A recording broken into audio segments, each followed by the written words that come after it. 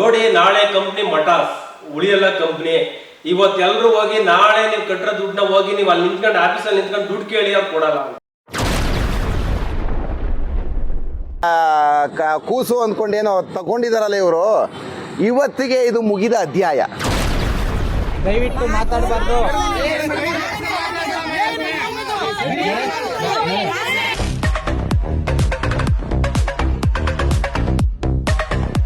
ನಮಸ್ಕಾರ ವೀಕ್ಷಕರೇ, India first TV ವಿಶೇಷ ಕಾರ್ಯಕ್ರಮಕ್ಕೆ ಸ್ವಾಗತ. ನಾನು ಶ್ರೀಕಂಠ ಈಶ್ವರ್. ವೀಕ್ಷಕರೇ, ಡ್ರೀಮ್ ಡೀಲ್ ಇದೊಂದು ನಮ್ಮ ರಾಜ್ಯ ಮಾತ್ರವಲ್ಲ, ಹೊರ ರಾಜ್ಯದಲ್ಲೂ ಲಕ್ಷಾಂತರ ಗ್ರಾಹಕರನ್ನು ಸದಸ್ಯರನ್ನು ಹೊಂದಿರುವ ಸಂಸ್ಥೆ. ಇದೀಗ ಈ ಸಂಸ್ಥೆ ಮೇಲೆ ಒಬ್ಬರು ಹಿರಿಯ ವಕೀಲರಾದಂತ ಪುಟ್ಟೇಗೌಡ ಎಂಬುವರು ಒಂದು ಗಂಭೀರ ಆಪಾದನೆ ಮಾಡಿದ್ದಾರೆ. ಇದರಿಂದ ಆ ಒಂದು ಸಂಸ್ಥೆಗೆ ಒಂದು ಬ್ಲಾಕ್ ಮಾರ್ಕ್ ಅನ್ನೋ ರೀತಿಯಾಗಿದೆ. ಯಾಕಂದ್ರೆ ಅಲ್ಲಿ ಲಕ್ಷಾಂತರ ಗ್ರಾಹಕರು ಆದ್ರ ಒಂದು ಡ್ರೀಮ್ ಡೀಲ್ ಸಂಸ್ಥೆ ಮೇಲೆ ನಂಬಿಕೆ ಇಟ್ಟಿರ್ತಾರೆ. ಆ ನಂಬಿಕೆ ಎಲ್ಲೋ ಒಂಚೂರು ಕಳ್ಕೊಳ್ತದೆ ಅನ್ನೋ ಒಂದು ಆಪಾದನೆ ಕೇಳಿ ಬರ್ತದೆ. ಇದಕ್ಕೆ ಖುದ್ದು ಸ್ಪಷ್ಟನೆ ನೀಡಿದ್ರು HD ಕೋರ್ಟಿನ ಬ್ರಾಂಚ್ ನ ಡೈರೆಕ್ಟರ್ ಆದಂತಹ ಎಸ್ ರವಿ ನಮ್ಮ ಜೊತೆಯಲ್ಲಿ ಇದ್ದಾರೆ. ಅವ್ರ ಬಗ್ಗೆ ಅವ್ರಿಗೆ ಮಾಡಿದಂತಹ ಆರೋಪಗಳಿಗೆ ಯಾವ ರೀತಿ ಸ್ಪಷ್ಟನೆ ಕೊಡ್ತಾರೆ, ಯಾವ ರೀತಿ ಒಂದು ಗ್ರಾಹಕರ ನಂಬಿಕೆಗೆ ಈ ಒಂದು ಸಂಸ್ಥೆ ಅರ್ಹವಾಗಿದೆ ಎಂಬುದರ ಬಗ್ಗೆ ಸ್ಪಷ್ಟನೆ ಕೊಡ್ತಾರೆ. ಅವರನ್ನೇ ಮಾತಾಡ್ಸೋಣ. ಈಗ ಅವರೇ ನಮ್ಮ ಜೊತೆಲಿ ಇದ್ದಾರೆ. ಸರ್, ಕಾರ್ಯಕ್ರಮಕ್ಕೆ ಸ್ವಾಗತ. Thank you sir. ಸರ್, ಈಗ ರಾಮನಗರ ನಡೆದಂತ ಒಂದು ಘಟನೆ ಬಗ್ಗೆ ನಿಮ್ಗೆ ಆಲ್ರೆಡಿ ಗೊತ್ತಿದೆ. ಈ ಒಂದು ಘಟನೆ ಇದೀಗ ಆ ಒಂದು ಡ್ರೀಮ್ ಡೀಲ್ ಸಂಸ್ಥೆಗೆ ಒಂದು ಕಪ್ಚುಕ್ಕಿ ಆಗುತ್ತಾ ಅನ್ನೋ ಒಂದು ಆಪಾದನೆ ಕೇಳಿ ಬರ್ತಿದೆ. ಸರ್, ಇದ್ರ ಬಗ್ಗೆ ಹೇಳೋದಾದ್ರೆ ಸರ್, ಈಗ ಹೇಳ್ಬೇಕು ಅಂತಂದ್ರೆ ನೋಡಿ, ಎಷ್ಟು ನಮಗೆ ಕಂಪ್ನಿನ ಒಂದು ನಿಟ್ಟಿನಲ್ಲಿ ಯಾವ ರೀತಿ ಅಂತಂದ್ರೆ ಯಾರಿಗೂ ಕೂಡ ಕಸ್ಟಮರ್ಗೆ ಒಂದು ಸಣ್ಣದಾಗ ಕೂಡ ನೋವಾಗಬಾರ್ದು ಅನ್ನೋ ರೀತಿ ನಮ್ಮ ಸಂಸ್ಥೆ ನಡ್ಕೊಂಡ್ ಬರ್ತಾ ಇತ್ತು. ಇವತ್ತು ಬೇರೆ ಯಾರೋ ಏನು ಕಂಪ್ನಿ ಬಗ್ಗೆನೇ ಅರ್ಧಂಬರ್ದಿನೂ ಕೂಡ ಗೊತ್ತಿಲ್ಲ. ಕಂಪ್ನಿ ಯಾವ ರೀತಿ ಸ್ಥಾಪನೆ ಆಯಿತು, ಏನು ಕೂಡ ಸ್ಥಾಪನೆ ಆಗಿದೆ, ಕಂಪ್ನಿಯಿಂದ ಎಷ್ಟು ಜನಕ್ಕೆ ಒಳ್ಳೇದಾಗಿದೆ, ಎಷ್ಟು ಜನಕ್ಕೆ ಉದ್ಯೋಗಾವಕಾಶ ಸಿಕ್ಕಿದೆ ಎಂಬುದು ಯಾರು ಕೂಡ ತಿಳಿತೇ ಇಲ್ಲ. ಇಲ್ಲಿ ಯಾರೋ ನಿಂತ್ಕೊಂಡು ಬೀದಿಲಿ ಹೋದ್ರು ಕೂಡ ಬಂದು ಪ್ರಶ್ನೆ ಮಾಡೋದಕ್ಕೆ ಉತ್ತರ ಕೊಡೋಕ್ಕೆ ಕಂಪ್ನಿ ಇಲ್ಲ ಸರ್. ಯಾಕಂದ್ರೆ ಕಂಪ್ನಿ ಲೀಗಲ್ ಆಗಿದೆ. ಲೀಗಲ್ ಪ್ರೊಸೆಸ್ ಅಲ್ಲಿ ನಮ್ಮ ಕಂಪ್ನಿ ಹೋಗ್ತಾ ಇದೆ. ಯಾರೇ ಕೂಡ ಡಾಕ್ಯುಮೆಂಟ್ ಕೇಳಬೇಕಾದ್ರು ಹೆಡ್ ಆಫೀಸ್ ಏನಿದೆ, ಬ್ರಾಂಚ್ ಆಫೀಸ್ ಏನಿದೆ, MD ಯಾರಿದ್ದಾರೆ ಅವ್ರ ಮುಖಾಂತರ ಹೋಗಿ ಒಂದು ಅರ್ಜಿ ಕೊಡೋದ್ರ ಮುಖಾಂತರವಾಗಿ ಕಂಪ್ನಿ ಬಗ್ಗೆ ಎಲ್ಲ ವಿಚಾರಗಳನ್ನು ತಿಳಿಬೇಕಾಗಿತ್ತು. ಇಲ್ಲಿ ಏನಾಗಿದೆ ಅಂತಂದ್ರೆ, ಹೊರ್ಗಡೆ ಹೋಗಿ ನಮ್ಮ ಆಫೀಸ್ ಕ್ಲೋಸ್ ಆಗೋ ಟೈಮಲ್ಲಿ ಹೋಗ್ಬಿಟ್ಟು ಆಫೀಸ್ ಬಾಕ್ಲಾಟಿದೆ, ಓಡೋಗಿದ್ದಾರೆ. ಇವತ್ತು ನಮ್ಮ ಆಲ್ ಓವರ್ ಡಿಸ್ಟಿಕ್ ಅಲ್ಲಿ ಕೂಡ ನಮ್ದು 27 ಬ್ರಾಂಚ್ ಆಫೀಸ್ ಇದೆ. 27 ಬ್ರಾಂಚ್ ಆಫೀಸ್ ಕೂಡ ತೆರೆದಿದೆ. ನಮಗೆ ಆಲ್ರೆಡಿ ನಮಗೆ 4.25 ಲಕ್ಷ ಗ್ರಾಹಕರು ನಮ್ಮಲ್ಲಿ ಸೇರಿದ್ದಾರೆ. ಇವತ್ತು ಒಬ್ಬ ಗ್ರಾಹಕರು ಕೂಡ ಬಂದು ಕಂಪ್ಲೇಂಟ್ ಮಾಡಿಲ್ಲ. ನೋಡಿ, ನಮಗೆ ಕಂಪ್ಲೇಂಟ್ ಮಾಡ್ಬೇಕಾದ್ರೆ ಯಾರು ನಮ್ಮಲ್ಲಿ ಕೆಲಸ ಮಾಡೋಂಥ ಪ್ರಮೋಟರ್ ಕಂಪ್ಲೇಂಟ್ ಮಾಡಬೇಕು ಅಥವಾ ಗ್ರಾಹಕರಿಗೆ ಅನ್ಯಾಯ ಆಗಿದೆ ನಮ್ದು ಕಂಪ್ಲೇಂಟ್ ಮಾಡಬೇಕು. ಇಲ್ಲಿ ಗ್ರಾಹಕರು ಕಂಪ್ಲೇಂಟ್ ಆಗಿಲ್ಲ, ಅದೇ ರೀತಿ ಪ್ರಮೋಟರ್ ಕೂಡ ಬಂದು ಕಂಪ್ಲೇಂಟ್ ಮಾಡಿಲ್ಲ. ಇಲ್ಲಿ ಕಂಪ್ಲೇಂಟ್ ಆಗ್ತಿರೋದು ಯಾರು? ಪುಟ್ಟೇಗೌಡನ ವಿಚಾರ ಯಾರು ಕೂಡ ನಮ್ಮಲ್ಲಿ ಇಲ್ಲಿ ತನಕ ಗೊತ್ತೇ ಇಲ್ಲ. ಇವಾಗ ಏನೋ ಒಂದು ವಿಡಿಯೋ ಬಂತು, ಅದ್ರ ಮುಖಾಂತರ ನಮ್ಮ ಸಂಸ್ಥೆಯಲ್ಲಿ ಕಮ್ಮಿ ಅಂದ್ರೆ 4 ಲಕ್ಷ ಕಸ್ಟಮರ್ ಇದ್ದಾರೆ. ಎಲ್ಲರೂ ಕೂಡ ಪ್ರಚಾರ ಆಗಿದೆ. ಈಗ ಪುಟ್ಟೇಗೌಡರ ಹೆಸರು ದೊಡ್ಡ ಮಟ್ಟಿಗೆ ನಾವೇ ಬೆಳೆಸಿದ್ದೀವಿ ನಮ್ಮ ಕಂಪ್ನಿ ಮುಖಾಂತರವಾಗಿ. ಇವತ್ತು ನಮ್ಮ ಕಂಪ್ನಿಗೆ ಅವರು ಕಪ್ಪು ಚುಕ್ಕಿ ಇಟ್ಟರು ಕೂಡ ನಾವು ಅದಕ್ಕೆ ಡೋಂಟ್ ವರಿ ಸರ್. ಯಾಕಂದ್ರೆ ಎಲ್ಲ ಕೂಡ ಸಿದ್ಧವಾಗಿದ್ದೀವಿ. ಯಾಕಂತಂದ್ರೆ ಲೀಗಲ್ ಪ್ರೋಸೆಸ್ ಇಂದ ನಾವು ಕೆಲಸ ಮಾಡ್ತಾ ಇದೀವಿ. ಪ್ರತಿಯೊಬ್ಬ ಕಸ್ಟಮರ್ ಕೂಡ ನಮ್ಮ ಲೀಗಲ್ ಡಾಕ್ಯುಮೆಂಟ್ ಮುಖಾಂತರವಾಗಿ ಅವ್ರಿಗೆ ನಾವು ಪ್ರೊಫೈಲ್ ನ ವಿತರಣೆ ಮಾಡ್ತಾ ಇದೀವಿ. ಅವ್ರಿಗೆ ನಮ್ಮ ಕಂಪ್ನಿ ಬಗ್ಗೆ ಫುಲ್ ಮಾಹಿತಿನ ತಿಳಿಸಿ ಅವ್ರಿಗೆ ಯಾವ ರೀತಿ ನಾವು ಕಸ್ಟಮರ್ನ ಯಾಕೆ ಆಯ್ಕೆ ಮಾಡ್ತಾ ಇದೀವಿ, ಕಸ್ಟಮರ್ಗೆ ಏನು ಉಳಿತಾಯ ಕೊಡ್ತಾ ಇದೀವಿ, ಇಲ್ಲಿ ಕಸ್ಟಮರ್ಗೆ ನಾವು ಇಲ್ಲಿ ಏನಕ್ಕೋಸ್ಕರ ಸೇರ್ಬೇಕು ನಾವು ಒಂದು ಮಾಹಿತಿನ ಮೊದಲು ಅವ್ರಿಗೆ ತಿಳಿಸಿ ನಾವು ಗ್ರಾಹಕರನ್ನ ಆಡ್ ಮಾಡ್ತಾ ಇರೋದು. ಈಗ ನೀವ್ ಹೇಳ್ತಿದ್ರಿ ಸರ್, ಏನೋ ಒಂದು ಅಂದ್ರೆ ಕಂಪ್ನಿಯಿಂದ ಮೋಸ ಬೇಕಾದ್ರೆ ಒಂದು ಗ್ರಾಹಕರ ಸದಸ್ಯರ ಅವರು ಬಂದು ಕಂಪ್ಲೇಂಟ್ ಮಾಡೋದು ಓಕೆ. ಬಟ್ ಇವ್ರಿಗೆ ಏಕಾಏಕಿ ಬಂದು ಕಂಪ್ನಿ ಬಂದು ಒಂದು ಆಪಾದನೆ ಮಾಡ್ತಾರೆ ಅಂದ್ರೆ ಏನಿದ್ರು ಇದ್ರ ಹಿಂದೆ ಏನಾದ್ರು ಉದ್ದೇಶ ಇದೆಯಾ ಸರ್? ಇದ್ರ ಇರೋಂಥ ಉದ್ದೇಶ ಹಲವಾರು ಈಗ ಒಂದು 2 ತಿಂಗಳ ಹಿಂದೆನೂ ಕೂಡ MD ಅವ್ರಿಗೆ ಟಾರ್ಚರ್ ಮಾಡಿದೆ. ಯಾಕಂತಂದ್ರೆ ಈ ಬ್ಲಾಕ್ ಮೇಲ್ ತುಂಬಾ ಆಗ್ಬಿಟ್ಟಿದೆ. ಈಗ ನೋಡಿ, ಈಗ 50,000 ಬ್ಲಾಕ್ ಮೇಲ್ ಇವ್ರೇನು ಮಾಡಿದ್ರ ಈ ಹಿಂದೆನೂ ಕೂಡ ಅವರು ಪುಟ್ಟೇಗೌಡರವರು ನಮ್ಮ ಸಂಸ್ಥೆಗೆ ನನಗೆ 1 ಕೋಟಿ ಕೊಡ್ಬೇಕು, ನೀವು ಇಲ್ಲಿಗೆಲ್ಲ ಕೆಲಸ ಮಾಡ್ತಾ ಇದ್ದೀರಾ, ನಿಮ್ಮನ್ನ ನಾನು ತಡೆಯಕ್ ಬರಲ್ಲ, ಮತ್ತೆ ನಿಮ್ಗೆ ಯಾವ ರೀತಿ ತೊಂದರೆ ಕೂಡ ನೀವು ಕೊಡ್ಲಿಲ್ಲ ಅಂತಂದ್ರೆ ನಿಮ್ಮ ಕಂಪ್ನಿನ ಮುಚ್ಚಿಸ್ತೀನಿ ಅಂತ ಅಂದ್ಬಿಟ್ಟು ನಮ್ಮ MD ಸರ್ಗೆ ಬೆದರಿಕೆ ಕೂಡ ಹಾಕಿದ್ರು. ಅದಕ್ಕೆ ಅವ್ರು ಏನ್ ಮಾಡಿದ್ರು MD ಸರ್ ಅಂದ್ರೆ, ಈ ತರದ್ದು ನನಗೆ ಹೆಚ್ಚು ಕಮ್ಮಿ 1000 ಜನ ಬೇಡಿಕೆ ಇಟ್ಟಿದ್ದಾರೆ, 1 ಲಕ್ಷ ಕೊಡಿ, 50,000 ಕೊಡಿ. ನೋಡಿ ಸರ್, ಈಗ ಎಲ್ಲೋ ಒಂದು ಆಫೀಸ್ ಆಯ್ತು, ಅಲ್ಲಿ ಕೆಲಸ ಮಾಡ್ತಾರೆ ಅಂದ್ರೆ ಯಾವ್ದೋ ಒಂದು ಕಂಪ್ನಿ ಬೆಳೀತಿದೆ ಅಂದ್ರೆ ಆ ಕಂಪ್ನಿನ ನೆಲಸಮ ಮಾಡ್ಲಿಕ್ಕೆ ಕಾಯ್ತಾ ಇರ್ತಾರೆ. ಇಲ್ಲಿ ನೋಡಿ, ಇಲ್ಲಿ ಎಷ್ಟು ಉದ್ಯೋಗ ಅವಕಾಶ ಇದೆ. ನಮ್ಮ ಹೆಡ್ ಆಫೀಸು ಬೆಂಗಳೂರಲ್ಲಿ ಇದೆ. ಅಲ್ಲಿ 150 ಜನ ನಮ್ಮಲ್ಲಿ ಎಂಪ್ಲಾಯಿಗಳು ಕೆಲಸ ಮಾಡ್ತಾ ಇದ್ದಾರೆ. ಅವ್ರಿಗೆ ಕೆಲಸ ಕೊಟ್ಟಿದೆ, ಉದ್ಯೋಗ ಅವಕಾಶ ಕೊಟ್ಟಿದೆ. ಈ ಕಂಪ್ನಿಯಿಂದ ಯಾರು ಕೂಡ ಲಾಸ್ ಆಗಿಲ್ಲ. ಇವತ್ತು ಉದ್ಯೋಗ ಅವಕಾಶ ಕೊಡುವಂತ ಈಗ ನಮ್ಮ ಕರ್ನಾಟಕದಲ್ಲಿ ನೋಡ್ಬೋದು, MA MEBA ಮಾಡೋರೆಲ್ಲ ಅಳಿತಾರೆ, ರೋಡ್ ಅಳಿತಿದ್ದಾರೆ, ಅವರು ಕೂಡ ಕೆಲಸ ಇಲ್ಲ. ಆದ್ರೆ ನಮ್ಮ MD ಸರ್ ಮಾಡಿದ್ದಾರೆ. ಯಾರು ಕೂಡ ವಿದ್ಯೆನೇ ಇದ್ದ ಅಂತ ವ್ಯಕ್ತಿಗಳು ಬಂದು ಇಲ್ಲಿ ಕೆಲಸ ಮಾಡಿ ಸಂಪಾದನೆ ಮಾಡ್ಬೋದು, ಮತ್ತೆ ಇಲ್ಲಿ ಒಂದು ಅವರ ಜೀವನ ಕಟ್ಕೊಳ್ಳಕ್ಕೆ ಒಂದು ಆಧಾರ ಮಾಡಿಕೊಟ್ಟಿದ್ದಾರೆ. ಇಂಥ ಸಂಸ್ಥೆ ಬಗ್ಗೆ ಕೆಟ್ಟ ಒಂದು ಅಪಪ್ರಚಾರ ಮಾಡಿದ್ದಾರೆ. ಇದು ದಯವಿಟ್ಟು ಸರ್ ನಿಜವಾಗ್ಲೂ ಕೂಡ ಇದು ಒಂದು ಟಾರ್ಗೆಟ್ ಕೆಲಸ ಮಾಡ್ತಾರೆ. ಯಾಕಂದ್ರೆ ಡ್ರೀಮ್ ಟೀಮ್ ಮೇಲೆ ಅಪಾರವಾದ ನಂಬಿಕೆ ಕಸ್ಟಮರ್ಗಿದೆ, ಅದನ್ನ ಹಾಳು ಮಾಡ್ಬೇಕನ್ನೋ ಉದ್ದೇಶ ಇದೆ. ನೋಡಿ, ನೀವು ನಿನ್ನೆ ಒಂದು ವಿಡಿಯೋ ನೋಡಿದ್ರಿ, ನಮ್ಮ ಕಸ್ಟಮರ್ ಇಲ್ಲಿ ಉಳಿತಾಯ ಮಾಡೋದು ತಿಂಗಳಿಗೆ 1,000 ಮಾತ್ರ. ಓಕೆ, ನೆಕ್ಸ್ಟ್ ಹೋಗ್ತೀನಿ. ನೀವು ಒಂದು ಹೇಳ್ತೀನಿ MD ಮೇಲೆ ಮೊಹಮ್ಮದ್ ಸೊಹೇಲ್ ಮೇಲೆ ಬ್ಲಾಕ್ ಮಾಡಿದ ಅನೇಕ ಡಿಮ್ಯಾಂಡ್ ಇಟ್ಟಿದ್ರಂತೆ, ಯಾಕೆ ಅವ್ರು ಕಂಪ್ಲೇಂಟ್ ಕೊಟ್ಟಿಲ್ಲ ಅವರ ವ್ಯಕ್ತಿ ವಿರುದ್ಧ? ಸರ್, ಈಗ ನೋಡಿ, ಯಾರೋ ಫೋನ್ ಮಾಡಿ ನಾವು ಇಂಥವ್ರು, ನಾವು ಲಾಯರು, ನಾವು ಜಡ್ಜು, ನಾವು ಪೊಲೀಸ್ನವರು ಅಂದ್ಕೊಂಡು ಹೊರಗಡೆ ನಿಂತ್ಕೊಂಡು ಫೋನ್ ಮಾಡೋದು, ಇಲ್ಲ ಬೇರೆಯವ್ರ ಕೈಲಿ ಹೇಳಿ ಕಳಿಸೋದು ಮಾಡಿದಾಗ ಅಂತ ವ್ಯಕ್ತಿಗಳಿಗೆ ಯಾರು ಕೂಡ ಯಾವತ್ತು ನಾವು ಅವ್ರಿಗೆ ನೋಡಿ ನೀವು ಬನ್ನಿ ಆಯ್ತು ಕುಂತ ಮಾತಾಡೋಣ, ನಾವೇ ಕರಿಬೇಕು ಸರ್. ಅದನ್ನ ನಮ್ದು ಕರೆಕ್ಟ್ ಇಲ್ಲ ಅಂತಂದ್ರೆ ಹೋಗ್ಲಿ, ಲೀಗಲ್ ಆಗಿ ಹೋಗ್ಲಿ, ಸ್ಟೇಷನ್ ಕಂಪ್ಲೇಂಟ್ ಕೊಡ್ಲಿ, ಇಲ್ಲ ಹೈಕೋರ್ಟ್ ಇಂದ ನಮಗೂ ಕೂಡ ಪರ್ಮಿಷನ್ ಬಂದೆ ಹೈಕೋರ್ಟ್ ಹೋಗಿ ಅವ್ರು ಕೇಸ್ ಮಾಡ್ಬೋದಲ್ಲ ಕಂಪ್ನಿ ಮೇಲೆ, ಇಂಥ ಕಂಪ್ನಿ ಲೀಗಲ್ ಆಗಿಲ್ಲ ಅಂತ ಅಂದ್ಬಿಟ್ಟು. ಅದು ಲೈವ್ ಬಂದು ಮಾತಾಡೋದು ಏನ್ ಅಗತ್ಯ ಇದೆ? ಅವ್ರಿಗೆ ಪ್ರೂಫ್ ಬೇಕಲ್ವಾ? ಹೋಗ್ಬೇಕು ಸ್ಟೇಷನ್ಗೆ ಕಂಪ್ಲೇಂಟ್ ನೋಡಿ ಇಂಥ ಕಂಪ್ನಿಲಿ ಇದೆ, ಇದು ಪ್ರೂಫ್ ಇದೆಯಾ ಇಲ್ವಾ, ಇದಕ್ಕೆ ಯಾರು ಪರ್ಮಿಷನ್ ಕೊಟ್ಟರು ಅಂತ ಅಲ್ಲಿ ಪರ್ಮಿಷನ್ ತಗೋಬೇಕು. ಮತ್ತೆ MD ಅವ್ರನ್ನ ನಾವು ಕರೆದ ಕಡೆ ಬರೋಂತೆ ಆಗೋದಿಲ್ಲ. ಈಗ ಹೆಚ್ಚು ಕಮ್ಮಿ ಅವ್ರಿಗೆ 12,000 ಎಂಪ್ಲಾಯ್ಗಳಿಗೆ ಕೆಲಸ ಕೊಟ್ಟಿದ್ದಾರೆ. ನಮ್ಮಲ್ಲಿ 12,000 ಜನ ಕೆಲಸ ಮಾಡ್ತಿದ್ದಾರೆ. ಎಲ್ರಿಗೂ ಕೂಡ ಅವರು ಮೇಂಟೈನ್ ಮಾಡ್ಬೇಕಲ್ವಾ? ಒಂದ್ ಕಡೆ ನಾವು ನಮ್ಮಲ್ಲಿ ಕಟ್ಟಿರೋಂಥ ಗ್ರಾಹಕರಿಗೆ ಪ್ರಾಡಕ್ಟ್ ವಿತರಣೆ ಮಾಡ್ತಾ ಇದೀವಿ. ಈಗ ಆಲ್ರೆಡಿ ನಾವು 35,000ಕ್ಕೂ ಹೆಚ್ಚು ನಾವು ಪ್ರಾಡಕ್ಟ್ಗಳನ್ನ ಕೊಟ್ಟಿದ್ದೀವಿ ಈಗ ಗ್ರಾಹಕರಿಗೆ. ಈಗ ನಾವೇನ್ ಮಾಡ್ತೀವಿ, ಹಿಂಗಿರ್ಬೇಕಾದ್ರೆ MD ಅವ್ರಿಗೆ ಯಾರೋ ಒಬ್ಬರು ಬೆದರಿಕೆ ಆಗ್ತಾರೆ ಅದಕ್ಕೆ ಅವ್ರಿಗೋಸ್ಕರ ನಿಂತ್ಕೊಳ್ಳೋಕ್ಕಾಗಲ್ಲ. ಈಗ ನೋಡಿ, ನನ್ನಂತರ 1,000 ಜನ ಇದ್ದಾರೆ, 1,000 ಜನ ಫೋನ್ ಎತ್ತಕ್ಕಾಗತ್ತೆ MD ಅವರು? ಒಂದು ಲೀಗಲ್ ಆಗಿ ಏನ್ ಕೇಳ್ಬೇಕು, ಹೆಡ್ ಆಫೀಸ್ ಇದೆ, ಯಾವುದೋ ಒಂದು ಚಿಕ್ಕ ಆಫೀಸ್ಗೆ ಹೋಗ್ಬಿಟ್ಟು ಅವ್ರು ಇಲ್ಲ ಅನ್ನೋಕ್ಕಿಂತ ಹೆಡ್ ಆಫೀಸ್ ಬೆಂಗಳೂರಲ್ಲಿ ಇದೆಯಲ್ಲ ಸರ್. ಸರ್, ಪುಟ್ಟಗೌಡರು ಒಂದು ಹೇಳ್ತಿರೋದು ಏನಂದ್ರೆ, ನಾವು ಜಸ್ಟ್ ಅದು ಆ ಡ್ರೀಮ್ ಟೀಮ್ ಸಂಸ್ಥೆದ ಲೈಸೆನ್ಸ್ ತೋರಿಸ್ತೀವಿ, RBI ಏನ್ ಕೊಟ್ಟಿದೆ ಅದನ್ನ ತೋರಿಸೋದಕ್ಕೆ ಕಳಿಸಿದ್ವಿ, ಬಟ್ ಅವ್ರು ತೋರಿಸ್ತಾ ಇಲ್ಲ. ಯಾಕೆ ತೋರಿಸ್ತಾ ಇಲ್ಲ ಅಂತ ಕ್ವಶನ್ ಮಾಡ್ತಾರೆ. ಎಸ್ ಸರ್, ನಮ್ಮ ಸಂಸ್ಥೆಯ ನಮ್ಮ ಸ್ನೇಹಿತರು ಕೂಡ ಹೋಗಿ ಒಂದು ಲೈವ್ ನೆನ್ನೆ ಬಂದಾಗ ಒಂದು ಪ್ರಶ್ನೆ ಮಾಡಿದ್ರು. ಸರ್, ನಾವು ಡ್ರೀಮ್ ಲೀಗ್ ಕಡೆಯವರು, ನಾನು ಡೈರೆಕ್ಟ್ರು, ತಗೊಳ್ಳಿ ಸರ್, ನಮಗೂ ಕೂಡ ಲೀಗಲ್ ಅಡ್ವೈಸರ್ ಇದೆ, ಇಲ್ಲಿ ನಿಮ್ ಜೊತೆ ಮಾತಾಡ್ತಂತ ಫೋನ್ ಕೊಡೋ ಗಂಟ ಅವರ ಫೋನ್ ಕಿತ್ತಿ ಎಸ್ಬಿಟ್ಟು ಸಿದ್ದರಾಮಯ್ಯ ಬಂದ್ರೆ ಇದ್ರಲ್ಲ, ಯಾರು ಬಂದ್ರೆ ಇದ್ರಲ್ಲ ತೂದೆಸ್ಬಿಡ್ತಾರೆ. ನೋಡಿ ಸರ್, ಇವರೇ ಲಾಯರ್ ಅನ್ನೋಕ್ಕೆ ಏನ್ ಕಾರಣ? ಈಗ ನಮ್ಮ ಕಂಪ್ನಿ ಡಾಕ್ಯುಮೆಂಟ್ ಕೇಳ್ಬೇಕಾದ್ರೆ ನಾನು ಲಾಯರು, ನಾನು ಇಂಥ ದೊಡ್ಡ ಕೇಸ್ ಎಲ್ಲ ಮಾಡಿದ್ದೀನಿ, ನನಗೆ ಇಂಥ ಪ್ರೂಫ್ಗಳು ಬೇಕು ನಿಮ್ದು ಅಂತ ಅಂದ್ಬಿಟ್ಟು ಒಂದು ಅಪ್ಲಿಕೇಶನ್ ಕೊಡ್ಬೇಕು ಸರ್. ನಮಗೆ ನೇರ ಬೀದಿಲಿಂದ ಕೆಲಸ ಕೊಡಕ್ಕಾಗತ್ತಾ? ನಾವೊಂದು ಪ್ರೊಫೈಲ್ ಮಾಡಿದೀವಿ, ಕಂಪ್ನಿ ಲೀಗಲ್ ಆಗಿದೆ ಅನ್ನಕ್ಕೆ. ಇವತ್ತು ಎಲ್ಲಾ ಕಡೆನೂ ನಾವು ನೋಡಿ, ಸ್ಟಾರ್ಟ್ ಆಗಿ ನನ್ನ 3 ವರ್ಷ ಆಗಿದೆ ಕಂಪ್ನಿ, ಇಲ್ಲಿ ಗಂಟ ಒಂದು ಕಂಪ್ಲೇಂಟ್ ಬಂದಿಲ್ಲ. ಇವತ್ತು ಇವ್ರು ಬಂದು ಕೇಳ್ತಾರೆ ಅಂದ್ರೆ ಏಕೈಕ ಉದ್ದೇಶ ಪೂರ್ತಿಯಾಗಲ್ಲ ಸರ್.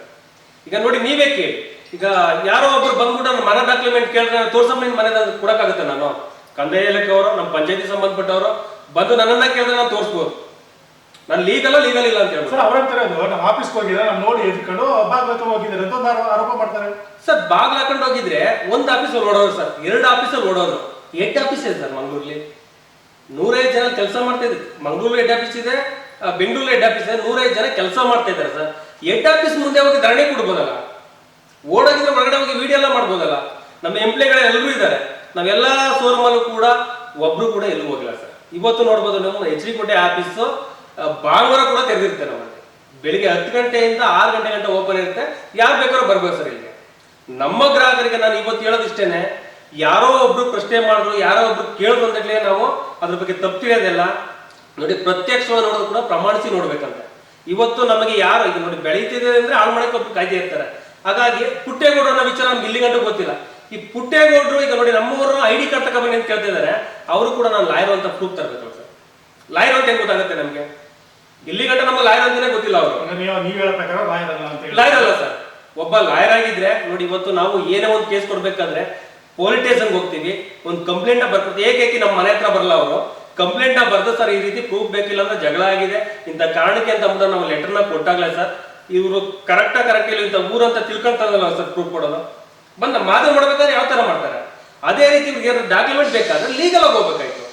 ಇಲ್ಲಿಯೇ ಮೀಡಿಯಾದಲ್ಲಿ ಬರೋದು, ಯೂಟ್ಯೂಬ್ ಯಾವ್ದಾವ್ದ್ರಲ್ಲ ಬತ್ತು ಅಂತಂದ್ರೆ ಅದು ಹೈಲೈಟ್ ಆಗಲ್ಲ ಸರ್. ಸರ್, ಇನ್ನೊಂದು ಹೇಳ್ತಾರೆ ಅಂದ್ರೆ, ನಾನು ಪ್ರಶ್ನೆ ಮಾಡೋದಕ್ಕೆ ನನ್ನ ಮೇಲೆ ಎಲ್ಲ ಬೆಂಗಳೂರಿಂದ, ರಾಮನಗರ ಅಲ್ಲ, ರಾಮನಗರದಲ್ಲಿ ಕೆಲವೊಬ್ರು 5 ಜನ ಇದ್ರು, ಅಲ್ಲ ಬೆಂಗಳೂರಿಂದ ಕರೆಸ್ಕೊಂಡು ಗೂಟಗಳನ್ನ ಕರೆಸ್ಕೊಂಡು ನನ್ನ ಅಲ್ಲೇ ಮಾಡಕ್ಕೆ ಬಂದ್ರು ಅಂತ ಹೇಳ್ತಿದ್ದಾರೆ. ಇದ್ರ ಬಗ್ಗೆ ಹೇಳೋದಾದ್ರೆ? ಇಲ್ಲ ಸರ್, ಖಂಡಿತವಾಗ್ಲೂ ಇಲ್ಲ ಸರ್. ಅವ್ರು ಏನ್ ಮಾಡಿದ್ರು, ಮೊನ್ನೆ ವಿಡಿಯೋದಲ್ಲಿ ಓಡೋಗಿದ್ದಾರೆ ಅಂತ ಒಂದು ಮೆಸೇಜ್ ಹಾಕಿದ್ರು, ಮುಚ್ಕೊಂಡು ಓಡೋಗಿದ್ದಾರೆ ಅಂತ. ಅದಕ್ಕೆ ನಮ್ಮಲ್ಲಿ ಕೆಲಸ ಮಾಡೋಂಥ ಪ್ರತಿಯೊಬ್ಬ ಪ್ರಮೋಟರ್ ಕೂಡ ಪ್ರಾಮಾಣಿಕವಾಗಿ ಕೆಲಸ ಮಾಡಿದ್ದಾರೆ.